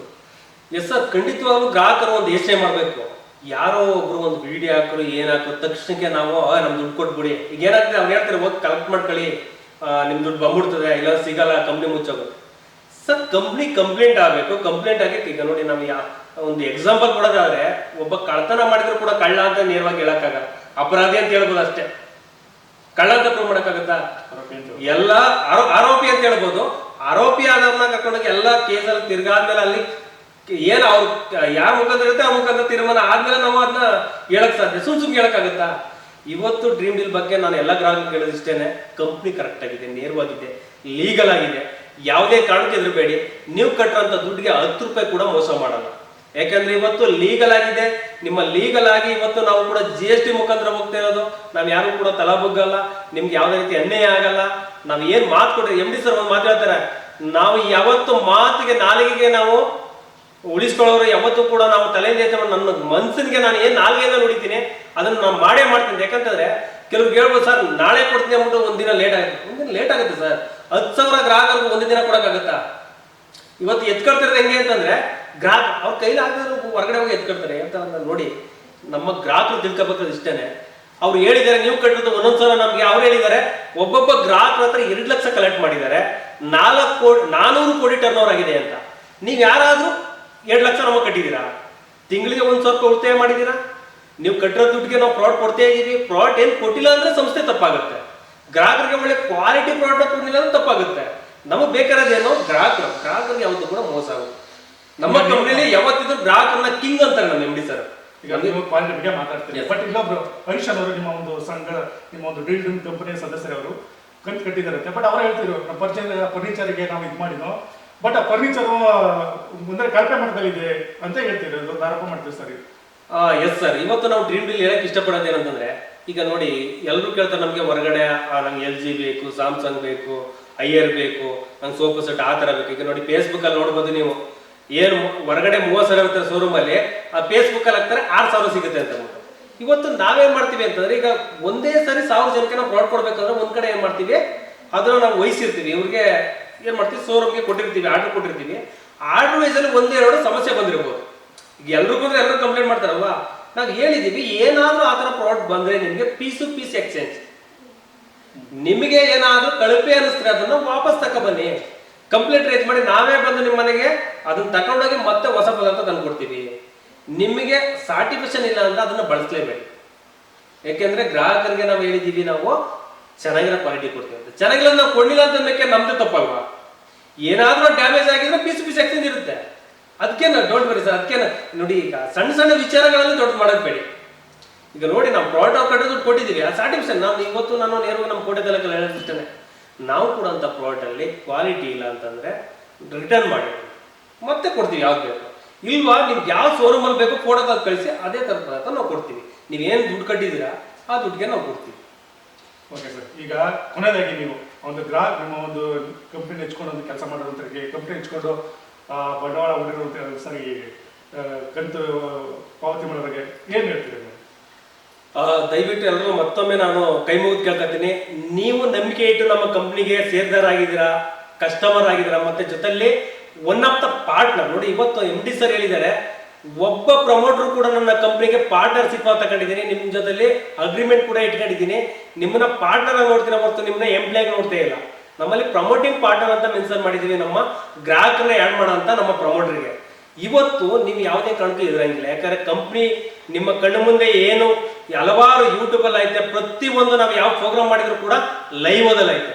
ಆ ಲೈವ್ ಓದಲ್ಲಿ ಏನು ಭರವಸೆ ಕೊಟ್ಟರು ಅದನ್ನ ನಾವು ಕೊಟ್ಟೇ ಕೊಡ್ತೀವಿ. ನೀವು ಯಾವುದೇ ಕಾರಣಕ್ಕೂ ಹೆದರ್ಬೇಡಿ. ನಿಮ್ಗೆ ಯಾವುದೇ ರೀತಿ ಮೋಸ ಮಾಡಾಕತ್ತೇ ಇಲ್ಲ. ಮೋಸ ಮಾಡಾಕಿದ್ರೆ ಯಾರು ಕೂಡ ಕುಂತ ಮಾತಾಡಲ್ಲ. ಇವತ್ತು ಕೇಳ್ತಾರೆ ತಕ್ಷಣ. ಈಗ ನೋಡಿ, ನಾವು ಒಬ್ಬರ ಜೊತೆ ಮಾತಾಡ್ಬೇಕು ಅಂತಂದ್ರೆ ಅವ್ರು ಏನೋ ಒಂದು ಪ್ರಶ್ನೆ ಕೇಳ್ತಾರೆ ಅಂದ್ರೆ ಅದಕ್ಕೆ ನಮ್ಮ ಹತ್ರ ಉತ್ತರ ಇರಬೇಕು, ಹಂಗಿದ್ರೆ ನಾವು ಮಾತಾಡಕ್ಕಾಗೋದು. ಹಾಗಾಗಿ ಅವ್ರು ಕೇಳ್ತಿರೋಂಥ ಡಾಕ್ಯುಮೆಂಟ್ ಪ್ರತಿಯೊಂದು ನಮ್ಮ ಹತ್ರ ಇದೆ. ಯಾಕಂತಂದ್ರೆ ಅವ್ರು ಕೇಳಿಸಕ್ಕೆ ಅವ್ರೊಬ್ರು ಕೊಟ್ಬಿಟ್ರೆ, ಇವಾಗ ಸರ್ ನಮ್ಮ ಹತ್ರ ಡಾಕ್ಯುಮೆಂಟ್ ತಗೊಳ್ಳಿ ಅಂತಂದ್ರೆ ನಾಳೆ ಇನ್ನೊಬ್ರು ಬರ್ತಾರೆ, ಬೀದಿಲಿ ನಿಂತ್ಕೊಂಡು ರಂಪಾಟ ಮಾಡ್ತಾರೆ. ಅದಕ್ಕೆ ನಮ್ಮ ಕಂಪ್ನಿ ಇವತ್ತು ಏನ್ ಮಾಡಿದೆ ಅಂತಂದ್ರೆ, ನಾಳೆ ದಿನ ಯಾರೇ ಕೂಡ ನಮ್ಮಲ್ಲಿ ಪ್ರಶ್ನೆ ಮಾಡಕ್ ಬರ್ಬೇಕಾದ್ರು ಕೋರ್ಟ್ ಹೋಗೇ ಬರ್ಬೇಕು. ಇವತ್ತು ನಾವು ಹೈಕೋರ್ಟ್ ಇಂದ ಪರ್ಮಿಷನ್ ಮಾಡಿದ್ದು, ಈಗ ನಾವು ಸುಪ್ರೀಂ ಕೋರ್ಟ್ ಇಂದ ಕೂಡ ಪಿಟಿಷನ್ ಹಾಕಿ ನಮ್ಮ ಕಂಪ್ನಿ ಬಗ್ಗೆ ಲೀಗಲ್ ನಡ್ಸಕ್ಕೆ ನಾವು ನಿಂತಿದ್ದೀವಿ. ಖಂಡಿತವಾಗ್ಲೂ ಹೆದರಬೇಡಿ. ನೀವು ಕಟ್ಟೋ ದುಡ್ಡು ಯಾವತ್ತೂ ಕೂಡ ಮೋಸ ಆಗಲ್ಲ. ಕಂಪ್ನಿ ಜೊತೆ ಸಾಥ್ ಕೊಡಿ, ನಾವು ನಿಮ್ ಜೊತೆ ಇರ್ತೀವಿ. ನಿಮ್ಗೆ ಸರ್ಟಿಫಿಕೇಶನ್ ಇಲ್ಲ ಅಂದ್ರೆ ಬಂದು ನಮ್ಮ ಹೆಡ್ ಆಫೀಸ್ ನೋಡ್ಬೋದು. ನಿಮ್ಗೋಸ್ಕರನೇ ಕೋಟ್ಯಾಂತರ ರೂಪಾಯಿ ವೇರಸ್ಗಳಿದೆ, ಆಫೀಸ್ಗಳಿದೆ. ದಯವಿಟ್ಟು ನೀವು ಎಲ್ಲೋ ನಿಂತ್ಕೊಂಡು ಯಾರೋ ಮಾತಾಡೋ ಮಾತು ಕೇಳಕ್ಕಿಂತ ಬಂದು ಲೈವ್ ಬಂದು ವಿಚಾರಣೆ ಮಾಡಿ, ನಮ್ಮ ಆಫೀಸಿಗೆ ಬನ್ನಿ, ಭೇಟಿ ಕೊಡಿ. ಪ್ರತಿ ತಿಂಗಳು ಬಂದು ನೀವು ಕಟ್ಟಿರೋಂಥ ದುಡ್ಡು ಕಂಪ್ನಿಲಿ ಇದೆಯಾ ಇಲ್ವೋ ಅಂತಾನು ಚೆಕ್ ಮಾಡಿ. ಮತ್ತೆ ಸರ್ ಲಾಸ್ಟ್ ಕೇಳಿದ್ರು ನನಗೆ, ಸರ್ ಇಲ್ಲಿ ಕಟ್ಟಂತ ದುಡ್ಡು ಎಲ್ಗೋಗುತ್ತೆ ಅಂತ. ಕರೆಕ್ಟ್ ಅಲ್ಲ ಸರ್? ಎಲ್ಲರೂ ಕೇಳ್ತಿದ್ದಾರೆ ಸರ್ ಈ ದುಡ್ಡು ಕಳ್ಸ್ಕೊತೀರ ಎಲ್ಲಿ ಹೋಗುತ್ತೆ ಅಂತ. ಇವತ್ತು ನಾವು ಆಫೀಸ್ಗಳನ್ನ ಮಾಡಿದ್ದೀವಿ, ಮ್ಯಾನುಫ್ಯಾಕ್ಚರ್ ಯೂನಿಟ್ ಮಾಡ್ತಾ ಇದ್ದೀವಿ, ವೇರೋಸ್ಗಳಿದೆ. ನೋಡಿ ಇವತ್ತು ಯಾರೋ ಬಂದು ನಿಮ್ಮ ಕಂಪ್ನಿ ದುಡ್ಡೇನಾಗ್ತದೆ, ಇವತ್ತು ಇಷ್ಟು ಕೋಟಿ ಕಲೆಕ್ಷನ್ ಆಗಿದೆ, ದುಡ್ಡೇನಾಗ್ತದೆ, ಎಷ್ಟು ಜನ ಕೆಲಸ ಮಾಡ್ತಿದ್ದಾರೆ, ಎಷ್ಟು ಜನಕ್ಕೆ ಅದು ನೋಡ್ಕತ್ತೆ ಕಂಪ್ನಿ, ಮತ್ತೆ ಈ ದುಡ್ಡನ್ನ ಯಾವ್ಯಾವ ಪ್ರಾಡಕ್ಟ್ ಇನ್ವೆಸ್ಟ್ ಮಾಡಿದೆ ಅಂತ ಪ್ರತಿಯೊಬ್ಬರು ಕೊಡಕ್ಕಾಗಲ್ಲ. ಏನ್ ಮಾಡುತ್ತೆ ಮ್ಯಾನೇಜ್ಮೆಂಟ್ ಅಲ್ಲಿ ಯಾರಿದ್ದಾರೆ ಅವ್ರ ಜೊತೆಲಿ ಪ್ರತಿ ತಿಂಗಳು ಕೂಡ ಆಡಿಟ್ ಇರುತ್ತೆ ನಮ್ಗೆ. ನನ್ನ ಕಡೆಯಿಂದ ಎಷ್ಟು ಗ್ರಾಹಕರು ಸೇರಿದ್ರು, ಎಷ್ಟು ಗ್ರಾಹಕರಿಗೆ ಪ್ರಾಡಕ್ಟ್ ಹೋಗಿದೆ ಅನ್ನೋದು ನಮ್ಮ ಜೊತೆಲಿ ಕೂತ ಡೈರೆಕ್ಟರ್ ಜೊತೆ ಚರ್ಚೆ ಮಾಡುತ್ತೆ. ಪ್ರತಿ ತಿಂಗಳು ನಮ್ಮ ಹತ್ರ ಆಡಿಟ್ ಮಾಡುತ್ತೆ ಕಂಪ್ನಿ. ಯಾಕೆಂದ್ರೆ ನಾವು ಕಳಿಸಿದಂತ ಗ್ರಾಹಕರು ಏನಾದ್ರು ದುಡ್ಡು ಕಟ್ಟಿ ಅವ್ರಿಗೆ ಆ ದುಡ್ಡು ಏನಾದ್ರು ಆಕ್ಟಿವ್ ಆಗಿಲ್ಲ ಅಂತಂದ್ರೆ ಕೂಡ ನಮ್ಮ ಮೇಲೆ ಆಕ್ಷನ್ ತಗತ್ತೆ. ಅಷ್ಟು ಕೂಡ ನಿಖರವಾಗಿ ಒಂದು ಕಸ್ಟಮರ್ಗೆ ಎಳ್ಳಷ್ಟು ನೋವು ಬರೆದಿ ನಡ್ಕತ್ತೆ ಕಂಪ್ನಿ. ಆ ರೀತಿ ಇರ್ಬೇಕಾದ್ರೆ ದಯವಿಟ್ಟು ಯಾರು ಕೂಡ ಎದುರಬೇಡಿ. ನೀವು ಕಟ್ಟಂತ ದುಡ್ಡು ನಿಮ್ಮ ಉಳಿತಾಯ ಮಾತ್ರ, ನೀವು ತಗೊಳ್ಳಂತ ಪ್ರಾಡಕ್ಟ್ಗೋಸ್ಕರ. ಯಾವುದೇ ರೀತಿ ಯಾರೋ ಹೇಳ್ತಾರೆ ನಿಮ್ ದುಡ್ಡು ನಾಳೆ ಹೋಗಿ ಈಸ್ಕೊಳ್ಳಿ ಅಂತ, ಯಾವತ್ತೂ ಕೂಡ ನಮ್ಮ ಕಂಪ್ನಿಯಲ್ಲಿ ನಿಮ್ ದುಡ್ಡು ನಾಳೆಗೆ ಬಂದು ಕೇಳಿ ಕಟ್ಟೋದು ನಾವು ವಾಪಸ್ ಕೊಡ್ತೀನಿ ಅಂತ ಹೇಳಿಲ್ಲ. ನೀವು ನಮ್ಮ ಹತ್ರ ಉಳಿತಾಯ ಮಾಡಿದ್ದೀರಾ, ನೀವು ಉಳಿತಾಯ ಮಾಡೋದಕ್ಕೆ ನಾವು 10% ಅಡಿಷನಲಿ ಡಿಸ್ಕೌಂಟ್ ಮಾಡಿ ನಿಮಗೆ 20,000 ವರ್ತಬಲ್ ಇರೋಂಥ ಪ್ರಾಡಕ್ಟ್ ನಿಮಗೆ ನಾವು ಹೋಮ್ ಡೆಲಿವರಿ ಮಾಡ್ತೀವಿ ಅಂತ ಹೇಳಿದ್ದೀವಿ. ಇವತ್ತು ನೋಡಿ ಯಾವುದೇ ಶೋರೂಮ್ ಇಂದ ಪದಾರ್ಥ ಡೆಲಿವರಿ ಆಗ್ಬೇಕಾದ್ರೆ 2,000 to 3,000 ಖರ್ಚಾಗುತ್ತೆ ಮನೆಗೆ ಹೋಗ್ಬೇಕು ಅಂದ್ರೆ. ಕರೆಕ್ಟ್ ಅಲ್ಲ ಸರ್? 2,000 to 3,000, 18,000 ಕಟ್ಟಿ ಅವ್ರಿಗೆ 20,000 ರೂಪಾಯಿ ಪ್ರಾಡಕ್ಟ್ ಕೊಟ್ಟು ಒಂದು 2,000 to 3,000 ಟ್ರಾನ್ಸ್ಫರ್. ಈಗ ಮಂಗಳೂರು ಆಗ್ಬೋದು, ಬೆಂಗಳೂರು ಆಗ್ಬೋದು, ಎಲ್ಲಿಂದ ಒಬ್ಬ ಕಸ್ಟಮರ್ಗೆ ತಲುಪಿಸ್ಬೇಕಾದ್ರೆ ಖರ್ಚೆಲ್ಲ ಇರ್ತಲ್ವಾ? ಆದ್ರೂ ಕೂಡ ಕ್ವಾಲಿಟಿನ ಮೇಂಟೈನ್ ಮಾಡ್ಕೊಡ್ತಿದ್ದೀವಿ, ನಾವು ಕ್ವಾಂಟಿಟಿನೇ ಇಟ್ಟಿದ್ದೀವಿ, ಯಾವುದೇ ಕಣ್ತಿದ್ರಾಗಿಲ್ಲ. ನಮ್ಮ ವೇರ್ಹೌಸ್ ಅಲ್ಲಿ ಇನ್ನೂ ಕೂಡ ಸ್ಟಾಕ್ ಇದೆ, ಇನ್ನು ಗ್ರಾಹಕರು ನಮ್ಮ ಹತ್ರ ತಗೊಳ್ಳಿದ್ದಾರೆ. ಡೈಲಿ ನಾವು 1,500 ಗ್ರಾಹಕರಿಗೆ ಪ್ರಾಡಕ್ಟ್ ರೀಚ್ ಆಗ್ತಾ ಇದೆ. ಕೋಲಾರ ಆಗ್ಬೋದು, ಬೆಂಗಳೂರು ಆಗ್ಬೋದು, ಮಾಗಡಿ ಆಗ್ಬೋದು, ನಮ್ಮ ಮೈಸೂರು ಆಗ್ಬೋದು, ಪ್ರತಿ ಒಂದು ಜಿಲ್ಲೆಲೂ ಕೂಡ ಡ್ರೀಮ್ ಡೀಲ್ ಹೆಸರು. ಇವತ್ತು ಒಂದು ಖುಷಿ ಆಗುತ್ತೆ, ಎಲ್ಲಿ ನೆಗೆಟಿವ್ ಬರುತ್ತೆ ಅಲ್ಲಿಂದ ಪಾಸಿಟಿವ್ ತರಬೇಕು ಅನ್ನೋದೇ ನಮ್ಮ ಉದ್ದೇಶ. ನಮ್ಮನ್ನ ಯಾರು ಕಾಲು ಎಳಿತಾರೆ ಅವ್ರ ಮುಂದೆ ನಾವು ಬೆಳಕು ತೋರಿಸ್ಬೇಕು. ನಿಜವಾಗ್ಲೂ ನಾವು ಸ್ಟಡಿ ಇದ್ದೀವಿ, ನಾವು ನಿಲ್ಲೇನಿದ್ದೀವಿ, ಯಾವುದೇ ಕಾರಣಕ್ಕೂ ಡೋಂಟ್ ವರಿ ಸರ್, ನಂಬೋಕ. ಇವಿಷ್ಟು ಡೈರೆಕ್ಟರ್ ಎಸ್ ರವಿ ಅವರ ಮಾತು. ನ್ಯೂಸ್ ಅಪ್ಡೇಟ್ಗಾಗಿ ನೋಡ್ತಾ ಇರಿ ಇಂಡಿಯಾ ಫಸ್ಟ್, ನಿರ್ಭೀತಿಯಿಂದ ನಿಮಗಾಗಿ. ಇಂತಹ ನೈಜ, ಇಂಟ್ರೆಸ್ಟಿಂಗ್ ಹಾಗೂ ಕ್ಯೂರಿಯಾಸಿಟಿ ಸುದ್ದಿಗಳು ನಿಮಗೆ ಸಿಗಬೇಕು ಅಂದ್ರೆ ಇಂಡಿಯಾ ಫಸ್ಟ್ ಟಿವಿ ಸಬ್ಸ್ಕ್ರೈಬ್ ಮಾಡಿ. ಒಂದು ಲೈಕ್ ಕೊಟ್ಟು ವಿಡಿಯೋ ಶೇರ್ ಮಾಡುವ ಮೂಲಕ ನಮ್ಮನ್ನು ಮತ್ತಷ್ಟು ಪ್ರೋತ್ಸಾಹಿಸಿ. ಇಂಡಿಯಾ ಫಸ್ಟ್, ನಿರ್ಭೀತಿಯಿಂದ ನಿಮಗಾಗಿ.